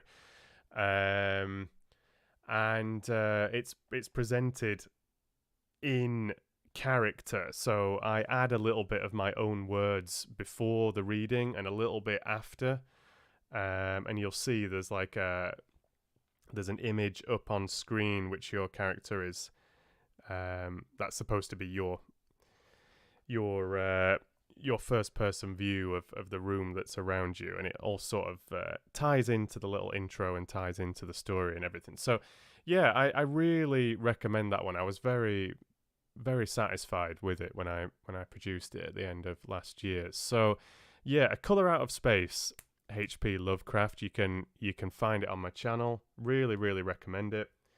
And I did read, what was it called? Seeing if I could bring it to mind. I couldn't. Dagon. I could hear Davos in my head. Dagon, which was the first HP Lovecraft in this little short story compilation. Yeah, here's The Colour Out of Space. Yeah. And I feel like I will delve back into here at some point. I'm not going to put more irons in the fire right now. I'm not going to start more projects right now. At the moment, I'm finishing off To Marry a Prince, which just desperately needs finishing. I'm thinking of maybe throwing in some little random cutesy short stories, something like The Velveteen Rabbit. I'm going to keep these streams going for the next few weekends over the summer and see how that goes. And, do be aware that I'm going to share a little edited highlights of just the reading on my stream. Of the stream on my channel as well. So you can view a recorded version of the whole stream if you wish, but there are also going to be little videos just of the reading. So I did one for last week's stream, and I'll do the same for this week's stream. And then, as time goes on, I'm going to delve back into A Little Princess and delve back into Sherlock Holmes as well. Okay, yeah, all right. Now I know what you're talking about, Velvet. Yeah, I think, didn't we mention that on the Zoom call? The short stories where Aladdin came from. Yeah, I know what you mean now. I know what you mean. That would be a good one. Yeah. Yeah, I know. That was rather painful, that, Casper. I mean, but she wouldn't have a clue, would she? I guess. Like, it was sort of absurd as well. Like trying to picture someone like manipulating their body like that, and the person just being so entranced in. I mean, I know they'd been smoking, and she was all sort of like relaxed from the shower and everything, but to be so focused on her sort of dreamy recollections of the day or whatever, to not sort of realized what he was doing until he actually hurt her, and then it was too late. It was absurd and disturbing, certainly. I would love to read The Alchemist, Chelsea. It's one that's been recommended many times, but it is a copyrighted piece and a very popular modern piece. So I think there's a very good chance that I could get into trouble for producing that one and sharing it on my channel, unfortunately. So don't hold your breath, Chelsea. I would really like to do it, honestly, but it's just one of those things that I've got to be very aware of. Thanks ever so much, Mohammed. Yeah, I was massively enjoying A Study in Scarlet. So I'd read a couple live a few years ago, and there is one of those presented as a regular recorded, as like a regular edited video. So you can listen to Adventure of the Speckled Band on my channel. I had read Scandal in Bohemia as well. That's not available on this channel anymore, but I will read that again at some point. It actually features in this anthology, so we might even pull it out of the hat. You never know. But yeah, Study in Scarlet, really enjoying that. First time reading it for myself, and I've had a lot of fun adding that soundscape to it. So yeah, when the time is right, looking forward to getting stuck into chapter 4. Yeah, Michael's going to go hunt out the H.P. Lovecraft, like it. And JB says, this story kind of reminds me of The Runaway Quilt by Jennifer Chiaverini, in which the main character discovered things from the old diary. It's a really good book. Yeah, good to know, JB. I can make a note of that as well. It's always nice. Runaway Quilt, to hear what you're enjoying. Especially if there's a bit of a connection to something we've read. Oh, and Juz has popped in as well. You've just missed the first story. It was quite a long one as well, Juz. Peculiar, but interesting. Worth a listen, I would say. Yeah, nice to see you, Juz. Yeah, exactly, Velvet. I thought we'd mentioned it. Ah, here's Shannon. I thought you were very quiet, Shannon. Welcome back. Thanks for the recommendation then, JB. Sounds good. Sounds good. Yeah, Shadow over Innsmouth. I started reading that to myself, and I nearly began The Shadow over Innsmouth instead of A Study in Scarlet, I think it was. And then I was looking at all sorts of different things and ended up settling on A Study in Scarlet. So I'm sure that's one I will read on this channel at some point. Christy, really interesting to hear that that's your favourite. Yeah, like it. All right. Let's have another spin.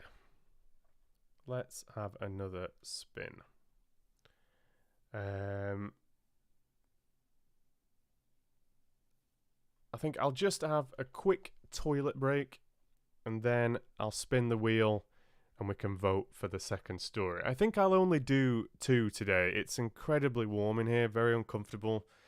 And I'm sure that by the time we finish this one and had a little chat about it, I'll have been live for 2.5 hours or so, which is an adequate length of time. And that first one was very, very long. So we had 3 last week, but a couple of them were pretty short. So,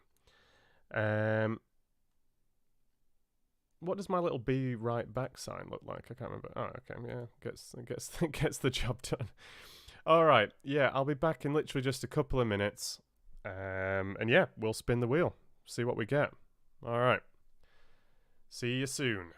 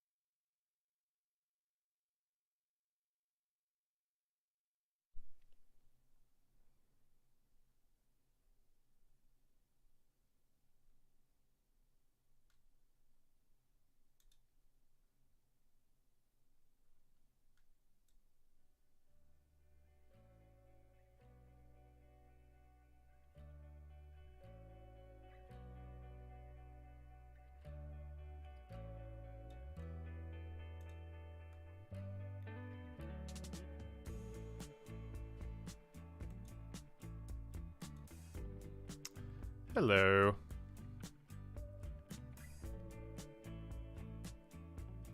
Just realised that this refreshes the chat box, which is a little bit annoying, but hopefully that will pop back. Oh, alright. How are we doing? Let's spin the wheel. I'll just put my headphones back on whilst the music's playing.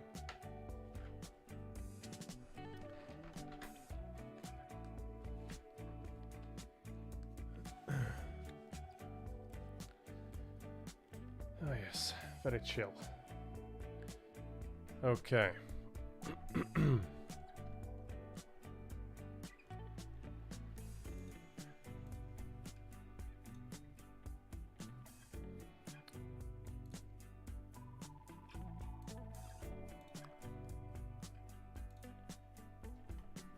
Let's spin the wheel of fortune.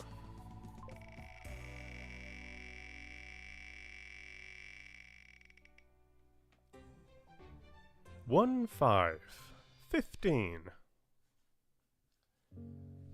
Alright, first number has been drawn. So it's going to be an old one early on in the book. And it is a lecture tour. Another long one.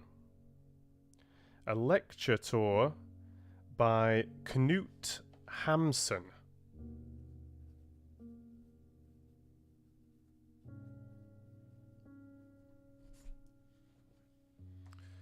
Okay. Again, not one I'm familiar with. Does anybody know it or familiar with Knut Hamsun?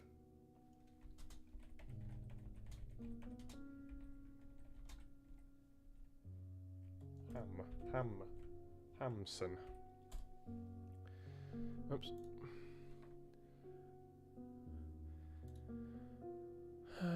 This looks... Oh, there was actually a wiki for it.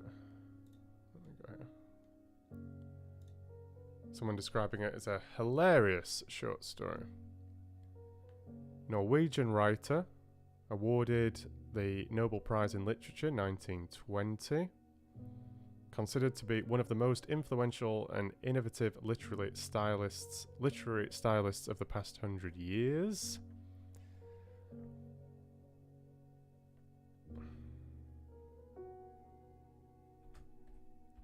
Is there much mentioned about this one here?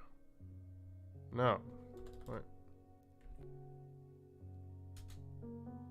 No, it's not mentioned on his wiki.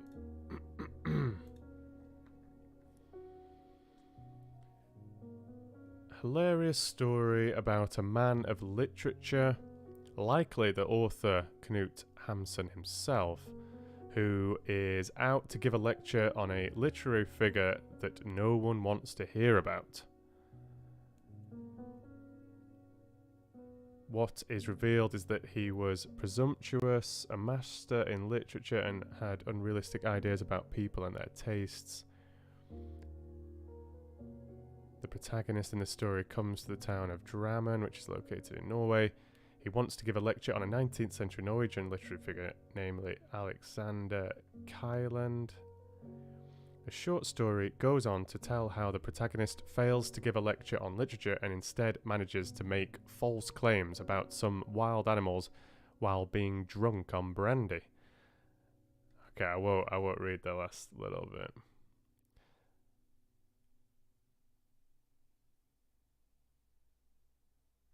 Okay.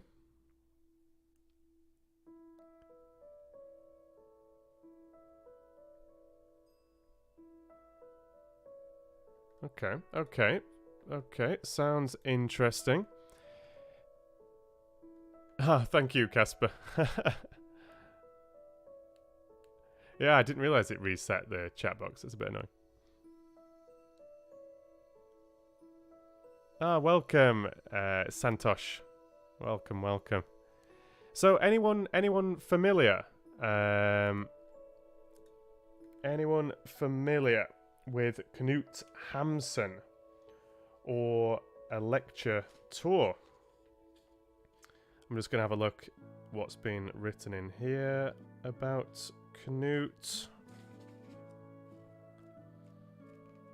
David Miller says... Knut Hamsun, 1859 to 1952, is one of 2 Norwegians to have been awarded the Nobel Prize. Best known for his novel Hunger, perhaps the verbal equivalent of Edvard Munch's painting The Scream. He was the author of over a dozen novels, as well as poetry, plays, journalism, and shorter fiction. It's probably best to gulp when reading that he sent Joseph Goebbels his Nobel Prize medal as a gift during the Second World War, but the Norwegian state fined him heftily for his political views. Interesting. I mean, at the time, there are many figures that I guess, that I know that were tied up in the Nazi Party. It was hardly seen as unusual. In the beginning, at least. Okay, so that is option 1. A lecture tour by Knut Hamsun. And I will spin again.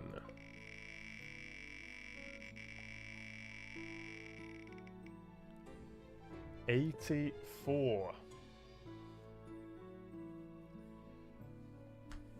So a more recent work near the back of the book.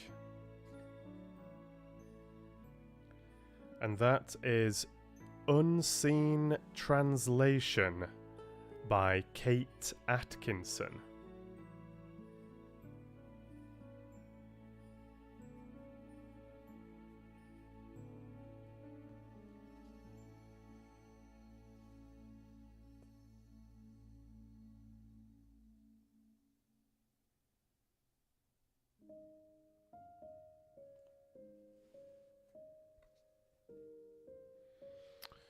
Okay.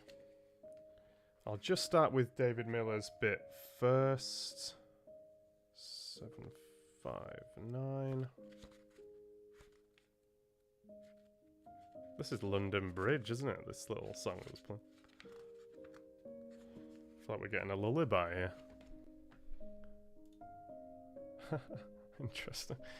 Alright. Unseen Translation, Kate Atkinson.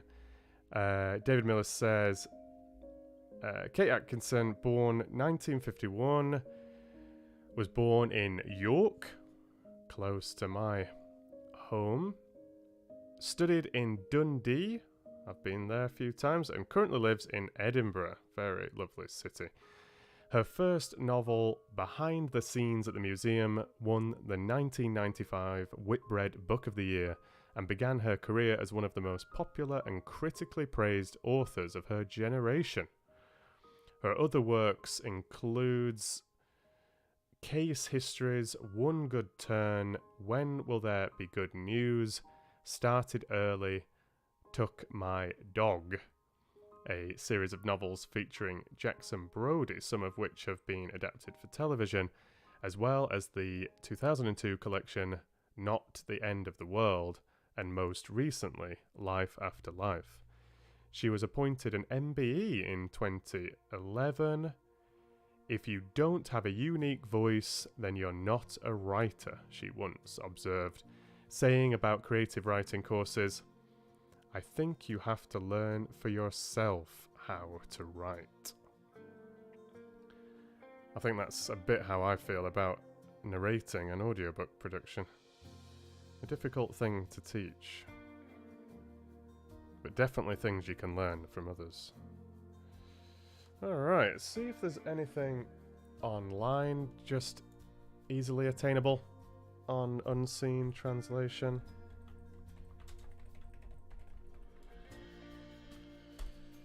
I've got a feeling this will be a popular one.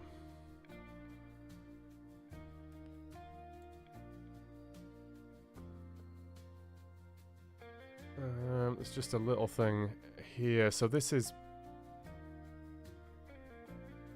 part of Not the End of the World, this short story collection, I believe.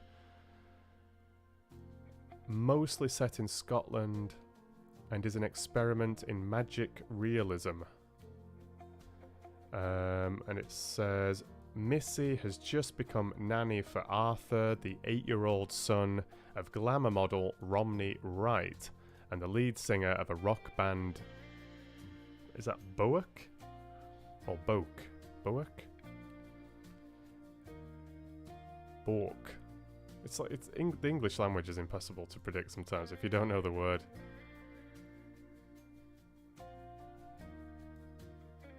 Boak? Arthur's father is on tour in Germany and Missy is to take Arthur to visit him.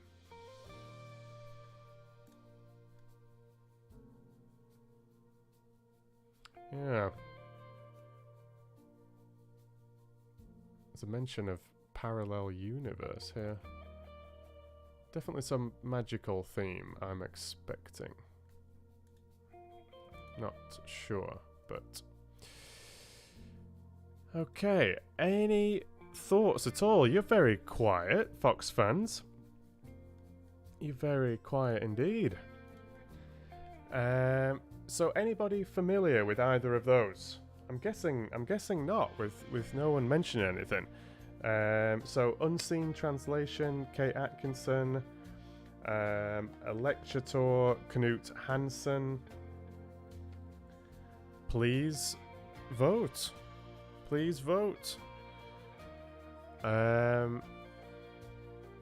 want to say which I think I would prefer, but let's see what you think. Mama Fox in the voting says Unseen Translation, please. Sounds interesting. Does anybody else have a vote? I'll just give it a couple of minutes. Amber says, I'm not sure, I'll go with Mama Fox's suggestion. So that is another vote for Unseen Translation. Mai says the Knut story. Casper, not familiar with either, but is going for Unseen Translation.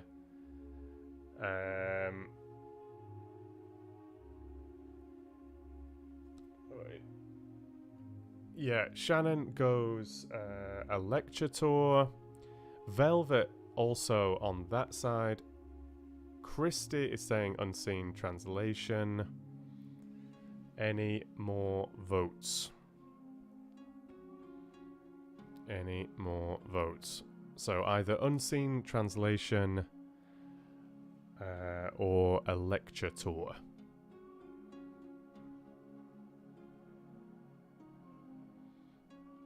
Any more feelings? Any more feelings from those in the chat?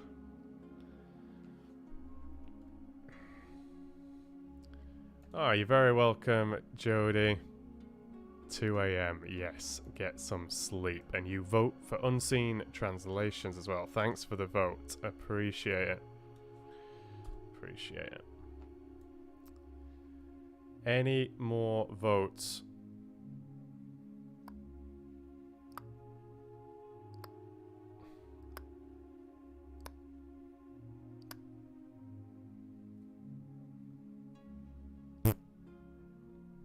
No? Okay. Well, that's 5 votes to 3, I think. So, Unseen Translation wins the day today.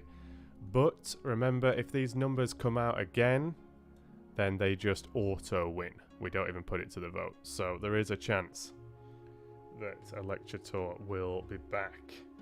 So, Unseen Translation... Not going to be able to fit all that in. But you can give it a Google or whatever if you want to find out more. Alright. Let's calm the tunes and have another story.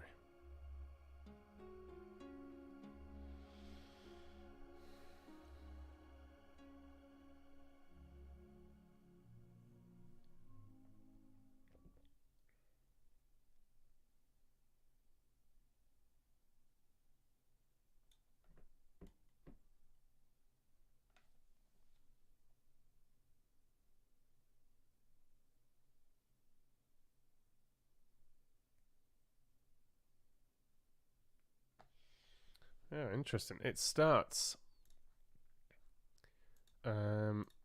with some Greek.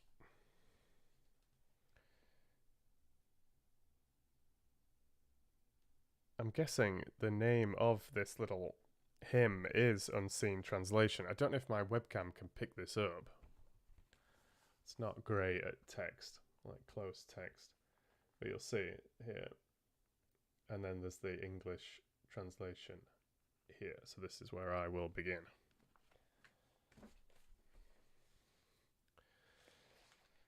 All right.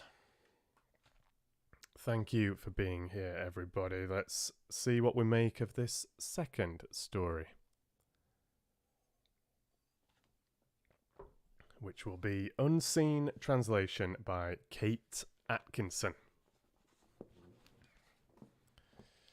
I hope you're all doing well.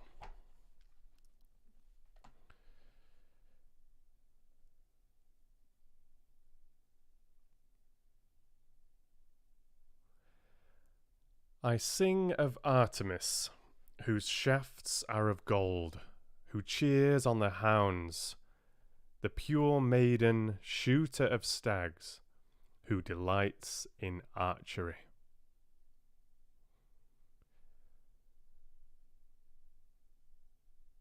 That's a Homeric hymn to Artemis.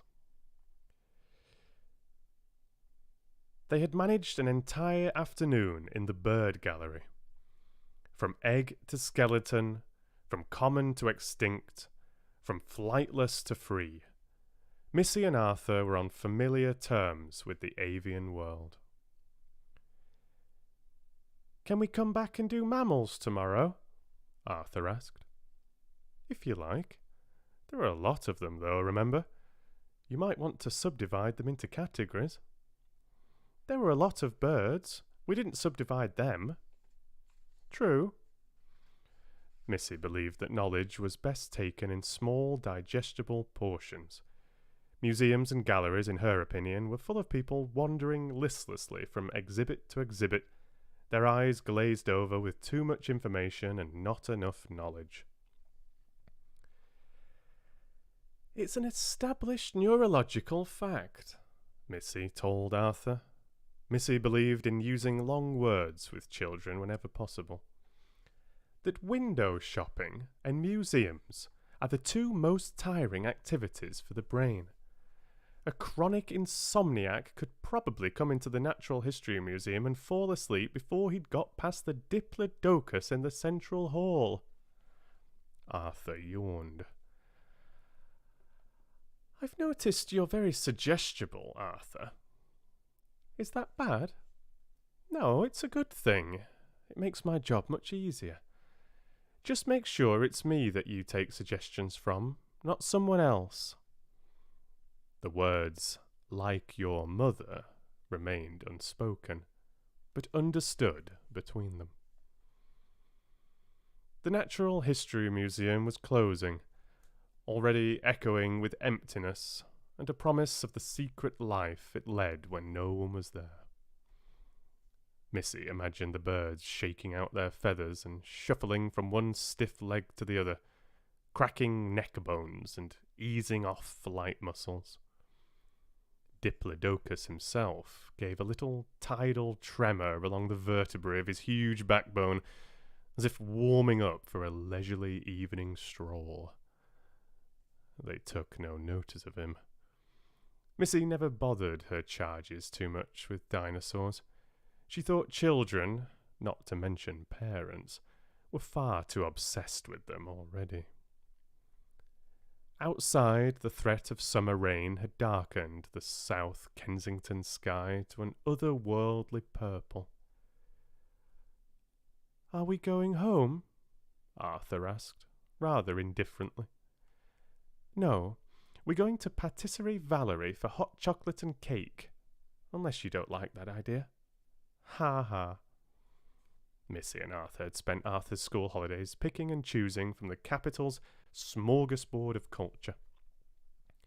This week, for example, had begun with a short visit to the British Museum, where they spent most of their time admiring Jennings' dog.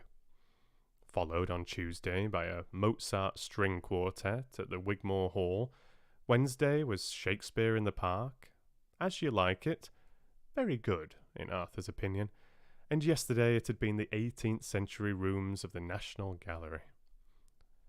Missy was pleased to find that Arthur was able to spend almost 20 minutes in near silent contemplation of Whistle Jacket. It was at that moment, as they sat companionably together, considering Stubbs' huge ideal of a horse, essence of horse, Missy whispered in Arthur's ear, that Missy knew for certain that Arthur was a superior version of an 8-year-old boy. Unfortunately, children were usually spoilt for life by the time Missy got her hands on them. At 2 years old, they had acquired all the faults that would mar them forever, and Missy had to spend most of her time rectifying their old bad habits rather than instilling new good ones. Of course, that was why Missy was called in. She had a reputation like a Jesuitical troubleshooter, a Marine Corps Mary Poppins. When all else failed, call in Missy Clark. They expected her to drop in from the skies on the end of an umbrella, like a parachutist floating into a country in the middle of a civil war and rescue their children from bad behaviour. Missy was tiring of this phase of her life. She was even thinking of returning to nursing, although not to the hellish half-world of the NHS. She was considering applying to a private clinic somewhere, plastic surgery perhaps, somewhere where people weren't actually ill. If she was to remain in this job beyond the age of 40, she was 38, a difficult age, then she needed a completely blank canvas on which to practice her art. A tabula rasa, untouched by another's hand. A new baby. That was what Romney Wright had offered. A baby so untouched that it wasn't even born yet. Missy was never interviewed by an employer. She interviewed them. Not that she was looking for the perfect family. Years of experience had taught her there was no such thing. All she wanted was a family capable of reformation, and failing that, then just one child in the family who could be rescued from the fate which awaited it. Ordinariness. Missy made it a rule never to stay anywhere longer than 2 years. "Think of me as the SAS," she said brightly, when the hugely pregnant Romney had engaged her 2 weeks before the birth of her second child. Romney, sometime wife of a rock star, glamour model and ironic game show guest, now concentrating on her acting career, but mostly famous for being famous, forgot to mention the first child until Missy was dictating her non-negotiable terms and conditions. Own bedroom, kitchen, bathroom and sitting room, own car, 1.5 days off a week, no nights, full-time maternity nurses for the first 3 months, pension allowance. In fact, it was only by chance that Arthur wandered into the room at that moment and asked Romney if anyone was going to make his tea, or should he heat up some baked beans. Missy was pleased at this. She liked to see a self-sufficient child, and had nothing against baked beans. "Oh, and of course this is Arthur," Romney said carelessly in a grating kind of East London accent that was already beginning to annoy Missy. Hadn't elocution lessons been on the curriculum at Romney's stage school? Missy did actually know about Arthur's existence, as she had checked out Romney's entirely tabloid cuttings file.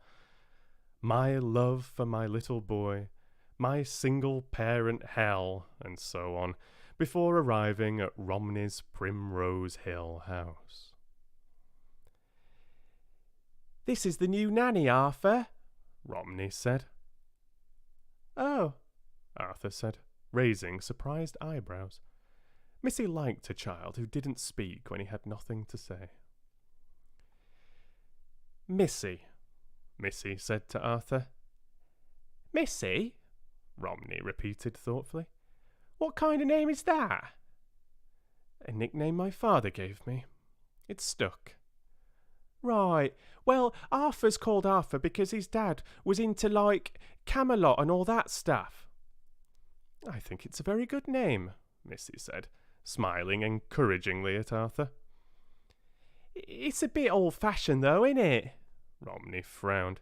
I mean, Arthur Wright sounds like your granddad or something, but that was his dad all over. Thought it was funny. His dad's Campbell Wright, lead singer with Bowick. Useless piece of Scottish string. Completely debauched, the lot of 'em. Romney pronounced debauched with relish, as if it was only recently learned. Arthur, a solemn, bespectacled boy, said nothing. Missy had already looked up Bowick on the internet.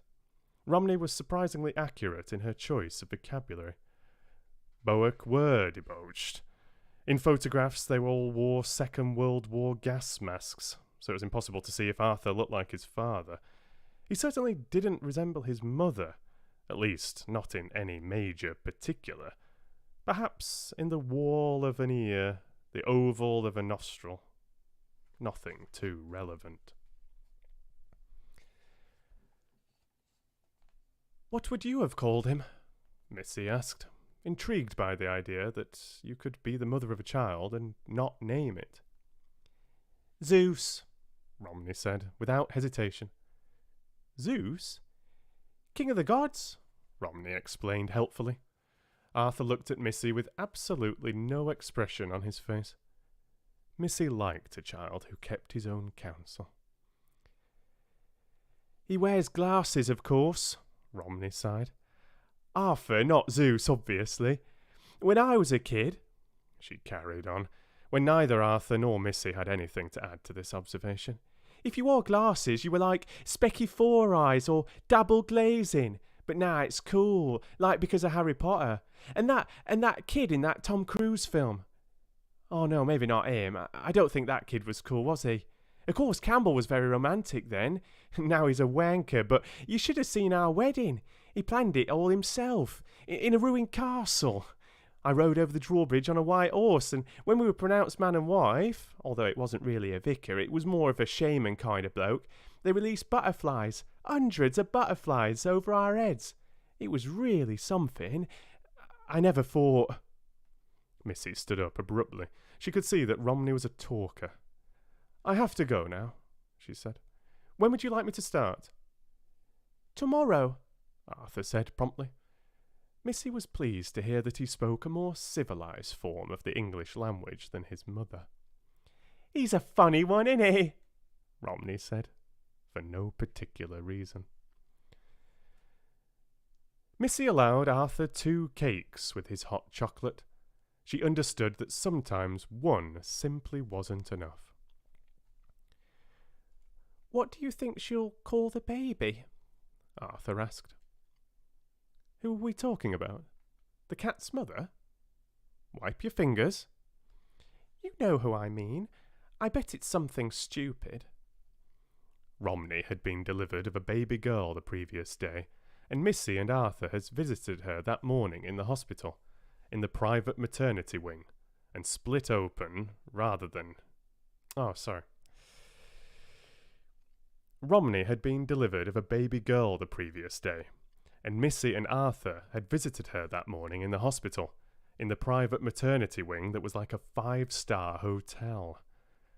Romney had opted to be knocked unconscious and split open, rather than give birth naturally. Missy favoured natural childbirth wherever possible.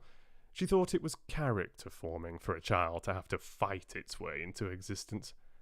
Missy herself was a twin, and had made sure she'd elbowed her way out first, ahead of her brother.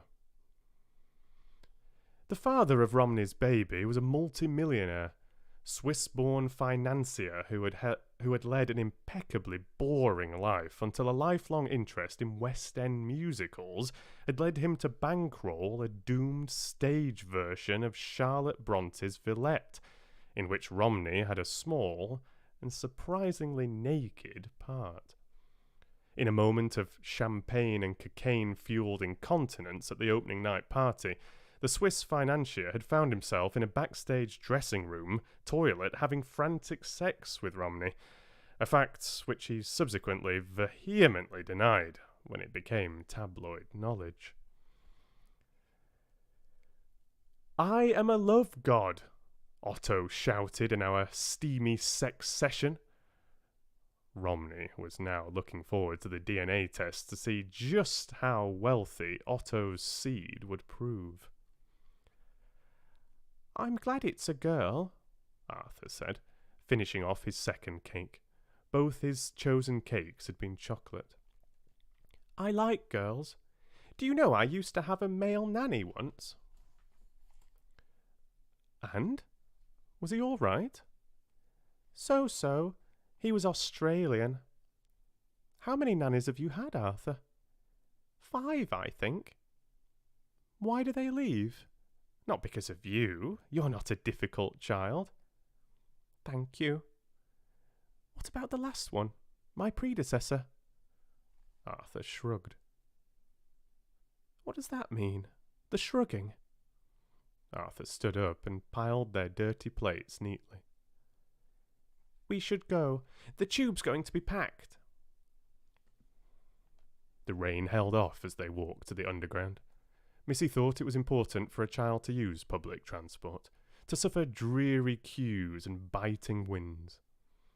Even when working for the richest families, she had made a point of hauling their children around the streets of London on buses and tubes and trains.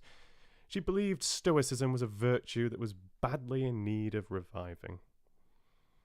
They went into a newsagent's so that Missy could replenish essentials.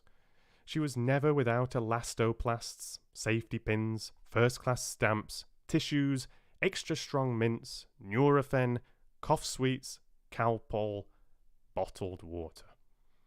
The search for tissues led them past the newspaper and magazine racks, which took up one wall. All of the top shelf was occupied by glossy girls presenting their buttocks or breasts to the camera. Difficult though it may be for you to believe, one day, sadly, you'll probably find these images attractive, Missy told Arthur. But for now you can buy a Beano. Arthur wasn't listening. "Look," he said, pointing to the rack of tabloids beneath the naked women. Nearly every newspaper had a photograph of Romney Wright on the front, posing in her hospital bed. "Romney's bundle of joy. Love rat leaves Romney holding the baby. Romney keeping mum about dad," which was hardly true. Romney had managed to adopt a pose similar to the models in the pornographic magazines, her huge milk-swollen breasts offered to the camera like gifts. The baby itself seemed incidental, almost invisible inside its shawl cocoon. Arthur skim-read the text. "They don't mention me," he said. "That's a good thing." "I know." Arthur gazed at the photographs of his mother as if she was an interesting stranger. "Do you think we'll like the baby?" "What's not to like?" Arthur gazed at his overexposed mother. Missy liked a wise child better than anyone, but she considered the expression on Arthur's face to be knowledgeable, well beyond his years. "I realise you've already had far too much chocolate today and are probably as high as a kite, which is a technical term used by nannies, but against my better judgment, and you will rarely hear those words from my lips, Arthur, you can have a packet of chocolate buttons. Now come on, don't dawdle." The baby was finally named. Romney toyed with a galaxy of goddesses, Athena, Aphrodite, Artemis, and gave up before reaching the end of the alphas. "What did they do?" Arthur asked as they meandered, from the river god Meander, by the way, through the textile rooms of the V&A. "Well," Missy said, "Athena was smug and thought she knew everything. Aphrodite was a troublemaker and very irritating. I might add... Oh, and very irritating, I might add. And only Artemis had any sense. What did she do? Virgin, close relationship with the moon, childbirth, wolves. Oh, and the chase. The chase? Shot stags with silver arrows, that kind of thing. Arthur looked horrified. Shot stags? He echoed. From Echo, an unfortunate nymph. Show me one that isn't. It's a mythic thing. No stags were actually harmed during that kind of thing.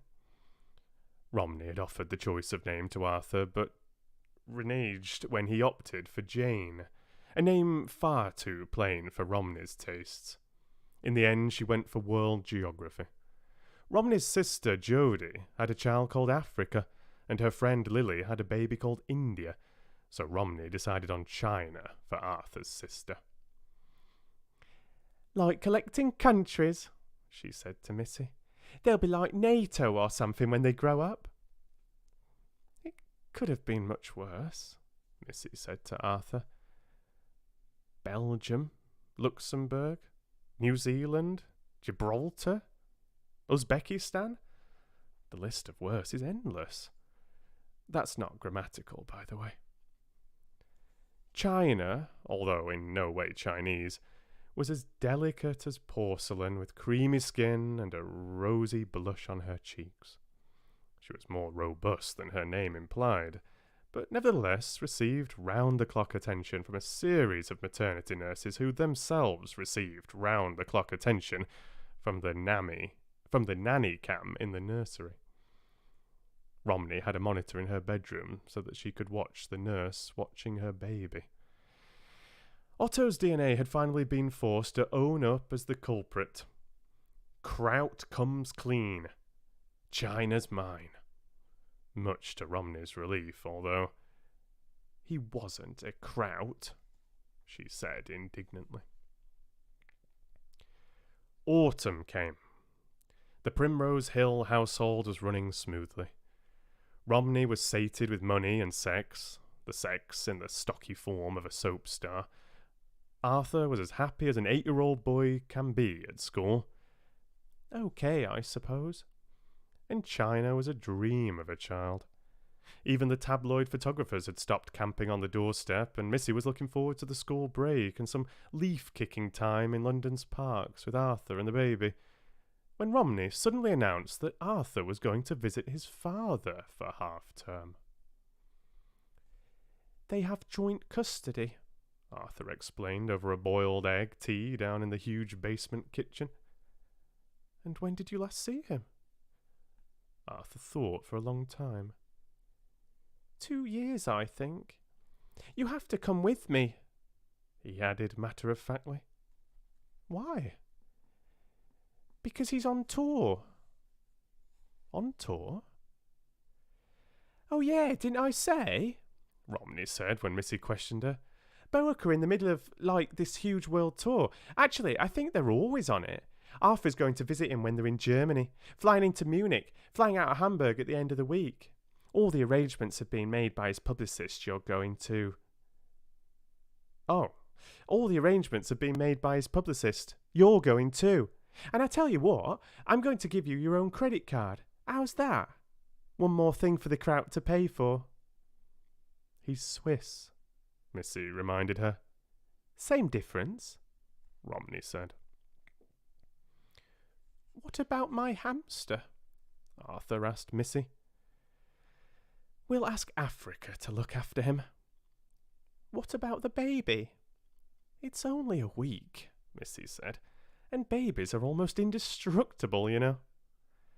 Romney, however, decided not to look after China herself, but to go on a detox meditation in the Cotswolds with her friend Lily, while China went to stay with her maternal grandmother, who had, in Romney's words, been dying to get a shot at her. So China will be fine, Missy reassured Arthur. After all, your grandmother managed to bring your mother up. Arthur gave Missy the most beautifully blank look. can be very enigmatic sometimes, Arthur, Missy said. From the Greek, enigma, derived from ainos, fable. If they were on their way to partake of Boak's debauchery, there was no indication of it in Lufthansa business class, which was so clean and grey and lacking in decadence that Arthur, a nonchalant traveller, managed to study the Collins German phrase book that Missy had bought him in an Oxford shop prior to the trip. "Why buy new," she said to Arthur, "when you can buy cheap?" While Missy herself read a book about astronomy that she had taken out from the library. Missy thought it was important to use libraries. Why buy at all when you can borrow? She wasn't particularly interested in astronomy, but she believed an important part of her job was to impart as much general knowledge as possible to her charges. Because if not her, then who? "Did you know," Missy asked Arthur, "that they can weigh galaxies?" "Sei führen mich an," Arthur said, consulting his phrase book. "I'm sorry?" "You're pulling my leg," he laughed, pleased that he knew something that Missy didn't. Missy and Arthur were in possession of an extraordinarily detailed itinerary for the German leg of Boak's tour, prepared by the band's publicist, a girl called Lulu, who, as well as providing flight times, driver details, and hotel reservations, had also given 2 different mobile numbers on which she could be contacted. The itinerary also informed them that they were going to travel around Germany on Boak's tour bus. "What will that be like?" Missy asked Arthur, as the plane bumped lightly onto the runway at Munich Airport. Arthur frowned, carefully searching for the right word. "Extreme," he said finally. There was no car to collect them at the airport, as promised by Lulu, but Missy had changed sterling into Deutschmarks at Heathrow, and they caught a taxi to the hotel with the careless abandon of people on someone else's expenses. The Bayerischer Hof had no record of any reservation. "2 rooms, in the name of right?" Missy persisted, showing the receptionist Lulu's careful itinerary. The receptionist regarded it politely, as if it was a document from another civilization, far away in time and space and beyond translation. "Are Boak actually staying here?" Missy asked, wishing they weren't called such a stupid name. At first, the receptionist thought she was trying to say book, and then Bjork. The smile on the receptionist's face grew stiff and tired. She called the manager. "What does Boak mean, anyway?" Missy asked Arthur as they waited. "It's Scottish for sick." "Ill sick or vomit sick?" "Vomit sick." The manager reappeared, smiling sadly, and said that he very much regretted, but the hotel never revealed details about its guests. It was growing late by now, and Missy felt an uncharacteristic reluctance for battle. Arthur was sitting on their luggage, looking like a weary refugee, and Missy decided they would take a room anyway. She offered the brand new gold credit card Robin had given her before they left. A few minutes later, the hotel manager returned it to her and said, in a low murmur, that he was very sorry, but the card was not acceptable. He smiled even more sadly. Missy paid for the room on her own card. "How much money do you have?" Arthur asked. "Quite a lot, actually," Missy said truthfully. "I've been saving for years." "But you're not supposed to be paying." "True, but it's only for one night. I expect your father'll turn up tomorrow." "Das ist Pech," Arthur consoled. The room was nice, although not the luxury suite promised by Lulu. The floors were clean and the sheets snappy with starch. Missy ordered cheese omelettes and apfelstrudel on room service. After they had eaten, she phoned both the mobile numbers that Lulu had provided. One was completely dead. The other announced something impenetrable in a German that was well beyond the capacity of the phrase book. Missy phoned Romney's Primrose Hill number, but there was no answer. On Romney's mobile, a voice announced that it might not be switched on. They filled in their breakfast cards. Arthur found this very exciting, and then watched an incomprehensible game show on television that even if they had been fluent in German, they probably wouldn't have understood. They went to their beds at 9 o'clock German time, 8 o'clock Primrose Hill time, and they both slept as soundly as babies until the maid hammered on the door with their breakfast, long after the dawn had scattered her yellow robes across the skies. After breakfast, which Arthur liked almost as much as the ordering of it, Missy tried all the phone numbers she had tried the previous evening, with the same result. "Es sind schlechte Zeiten," Arthur said, leafing industriously through his phrase book. "Wie schade." Missy went down to reception and looked the sadly smiling manager in the eye in the same way that she looked at little boys when she particularly wanted them to tell her the truth. "If you were me," she said to him, "and think about this carefully, would you stay another night in this unbelievably expensive hotel and wait for the band known, unfortunately, as Boak to turn up?" "No," he said. "I wouldn't. Thank you."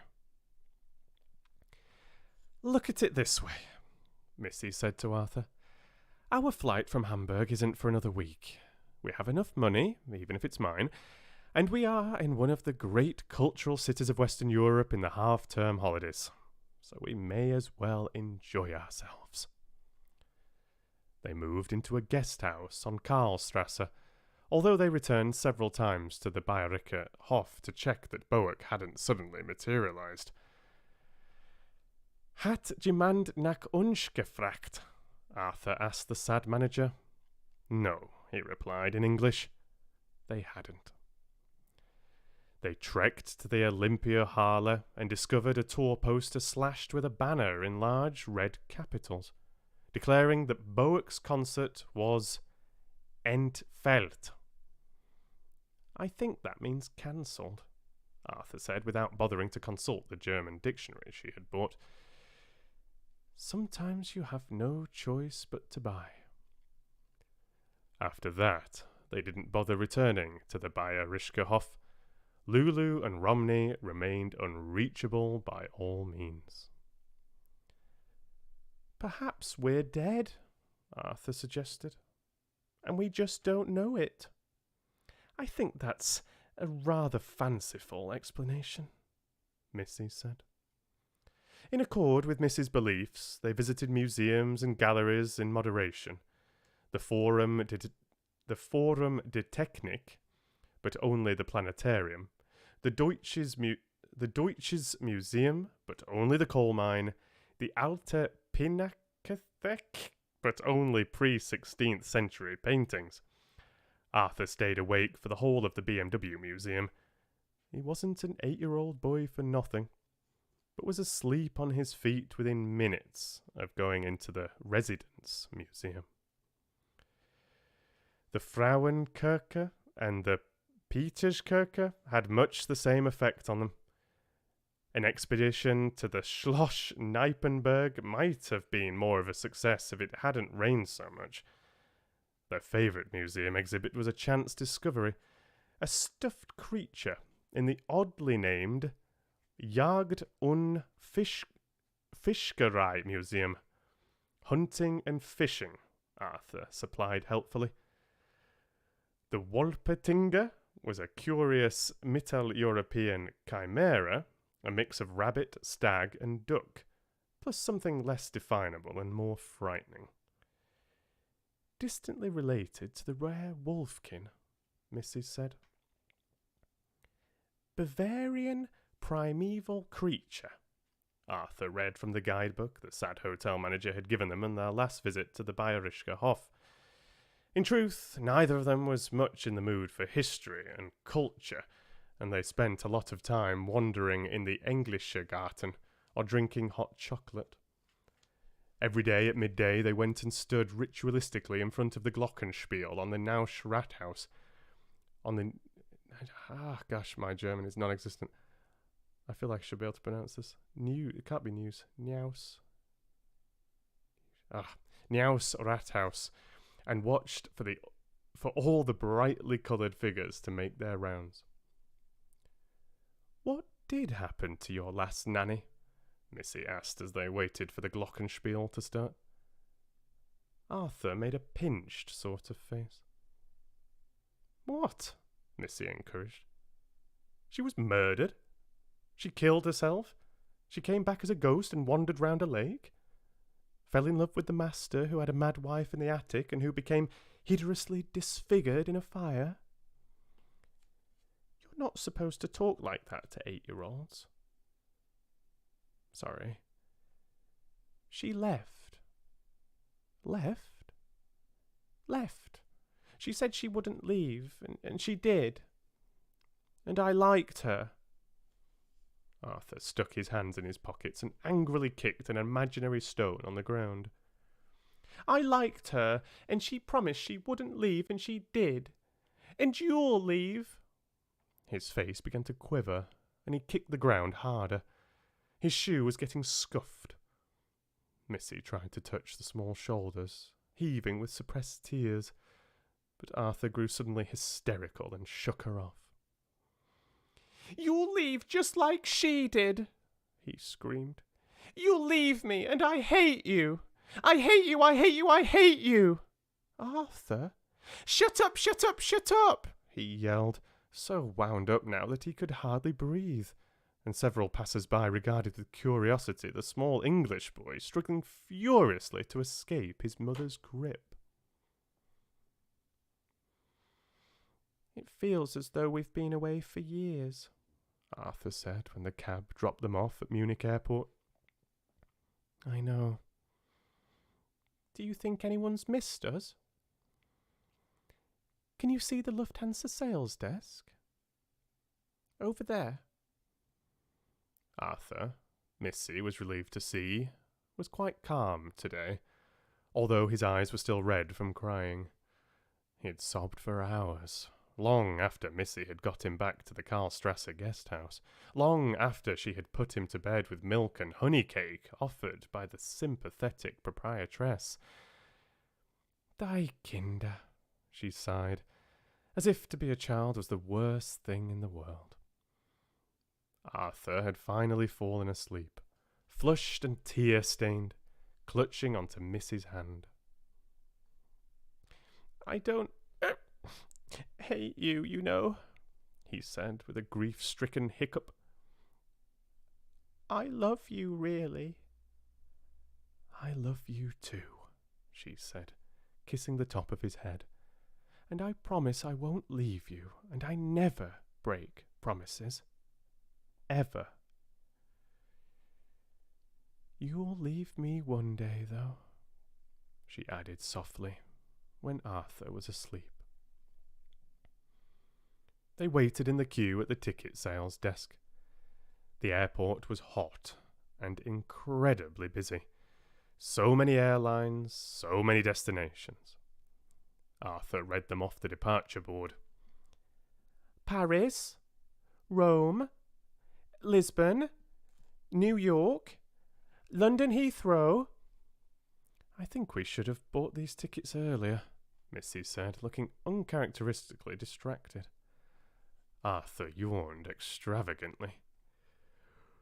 "Ich langweile mich," he said. "At least I learnt some German." "Yes, you've done very well, Arthur," Missy said vaguely.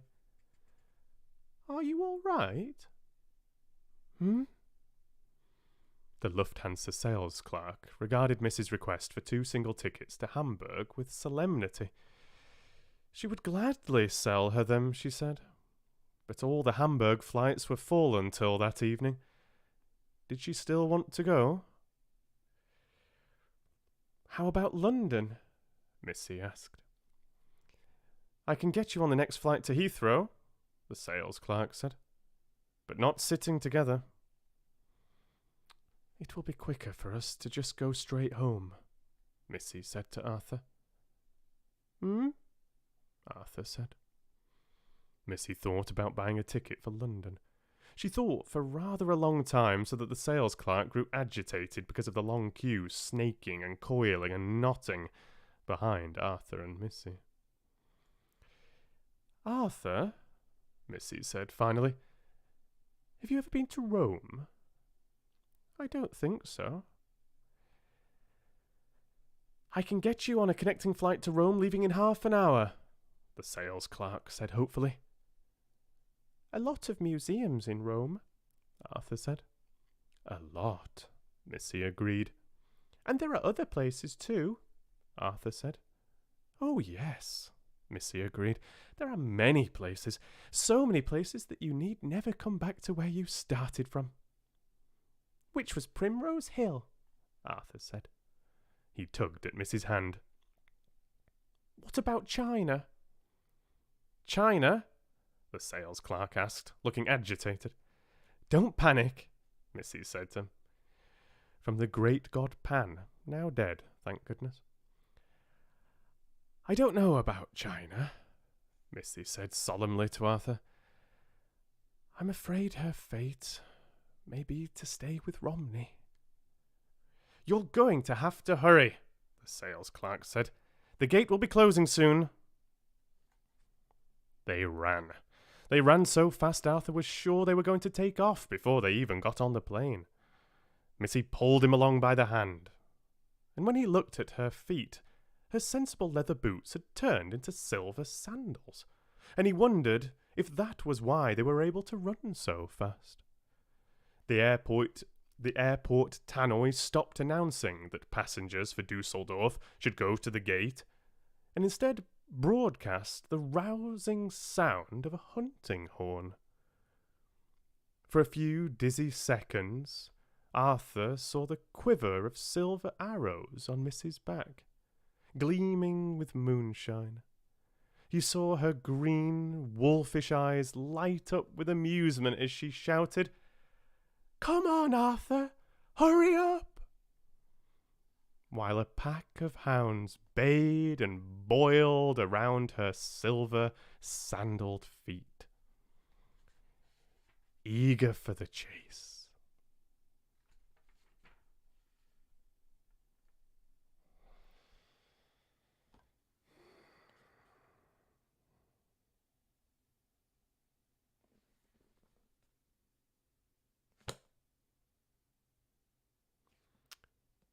Well, thank you for listening, those of you that made it to the end.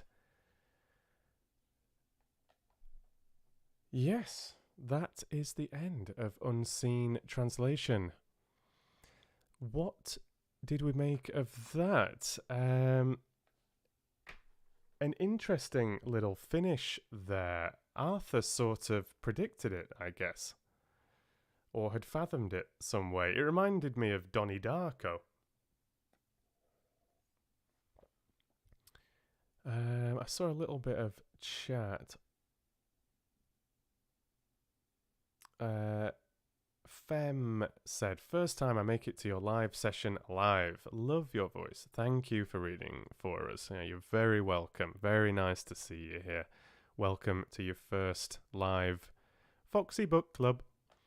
And hello to Amy. Thank you very much, Amy. I'm guessing you enjoyed it.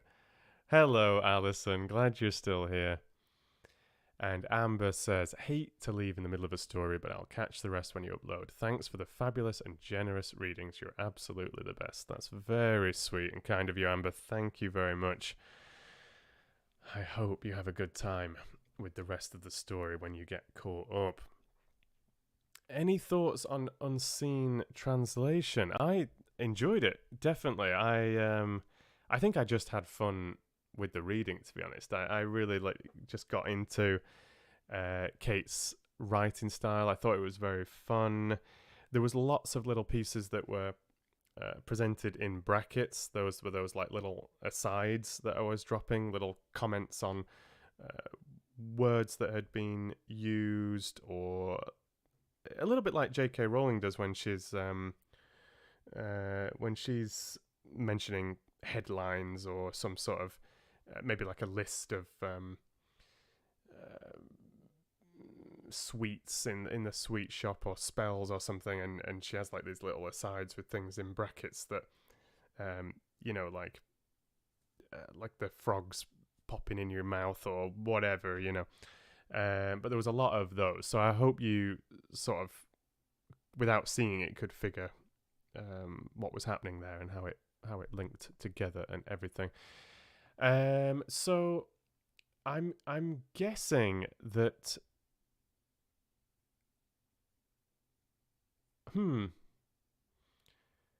I was guessing that Missy was a sort of guardian angel all along. Maybe does she take lost children to heaven in a sense? Thanks, Mama Fox. Because like I'm guessing that Arthur had died. I don't think they'd died, like had a plane crash or something on the way to Germany, like the famous English, Manchester football team or something. But I'm feeling that she was sort of a guardian angel, like easing children's passing to the afterlife or something. That was my interpretation, unless it was all just completely literal, and that was just Arthur's imagination at the end there. That was just how he saw Missy, just saw her as this sort of Artemis figure in his childlike imagination.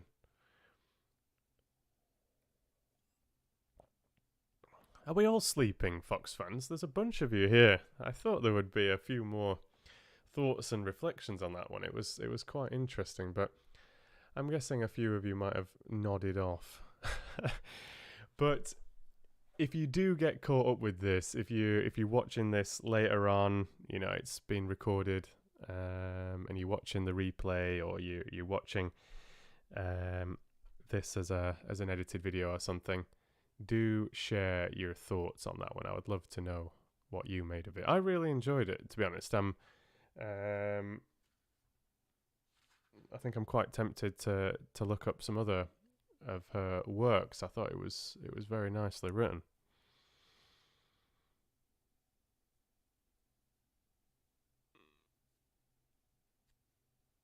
Ah, right. Oh, fair enough, Casper. Yeah, if you go back and listen to the end, there's some sort of twist at the end. I mean, it's either purely Arthur's imagination, or Missy, and perhaps the whole event is that she's more than meets the eye. That there's something else, something else going on there. Thanks, Shannon. You've not dropped off to sleep again, though, have you? It must be, what time is it there for you? It must be about 1 o'clock, nearly in the afternoon, I think.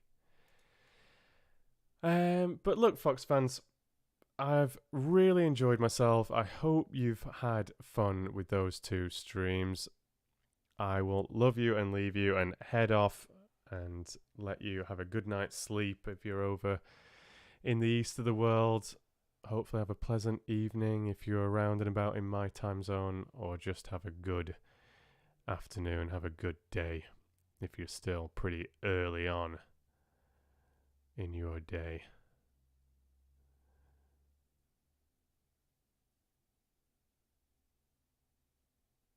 Oh, that is a late one, Shannon.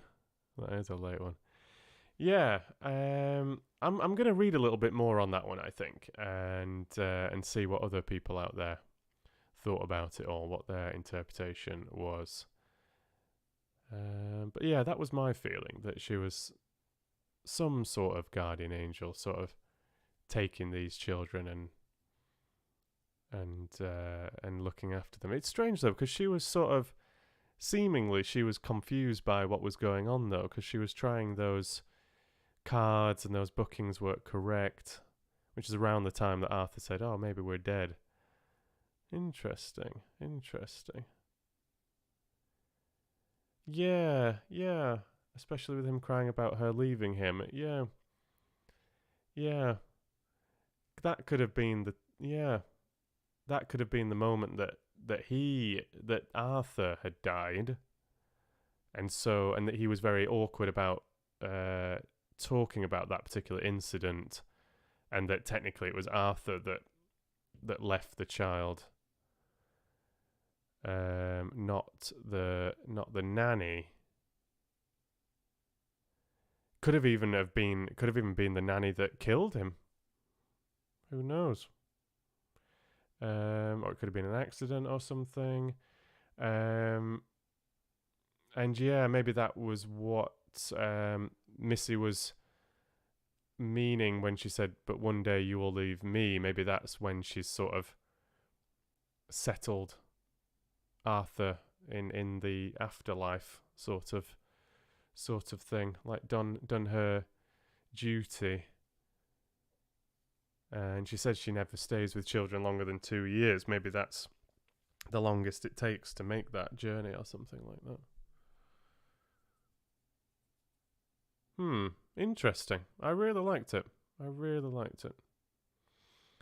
Thank you, Mama Fox. Always a number one fan. All right, everybody. Thank you so very much for being here. It's been very relaxing for me. I found it very pleasant, although it's extremely warm in this room, so I wouldn't mind, I think, getting outside, getting a little bit of fresh air, stretching my legs a little bit. I think I'm going to go for a little dip in the lake, have a swim in the lake. That's just about a 10-minute walk away from my apartment here, and just have a leisurely little evening before bed. Oh, thank you, Casper. You're very kind. Lovely to have you in the streams, Casper. Really, really nice to have you here. I hope to see you again next time. I will look to stream again next weekend, either Saturday or Sunday. Yeah, I'll try different things out, so I'm not sure. But I will schedule it, so look out for that popping up into your subscriptions feed. Definitely look to stream one of those days, and we'll have 2 or 3 more stories from this little anthology, I think. All right. Take care, everybody. Thank you for being here. Stay foxy. All right. Take care. Read to you soon.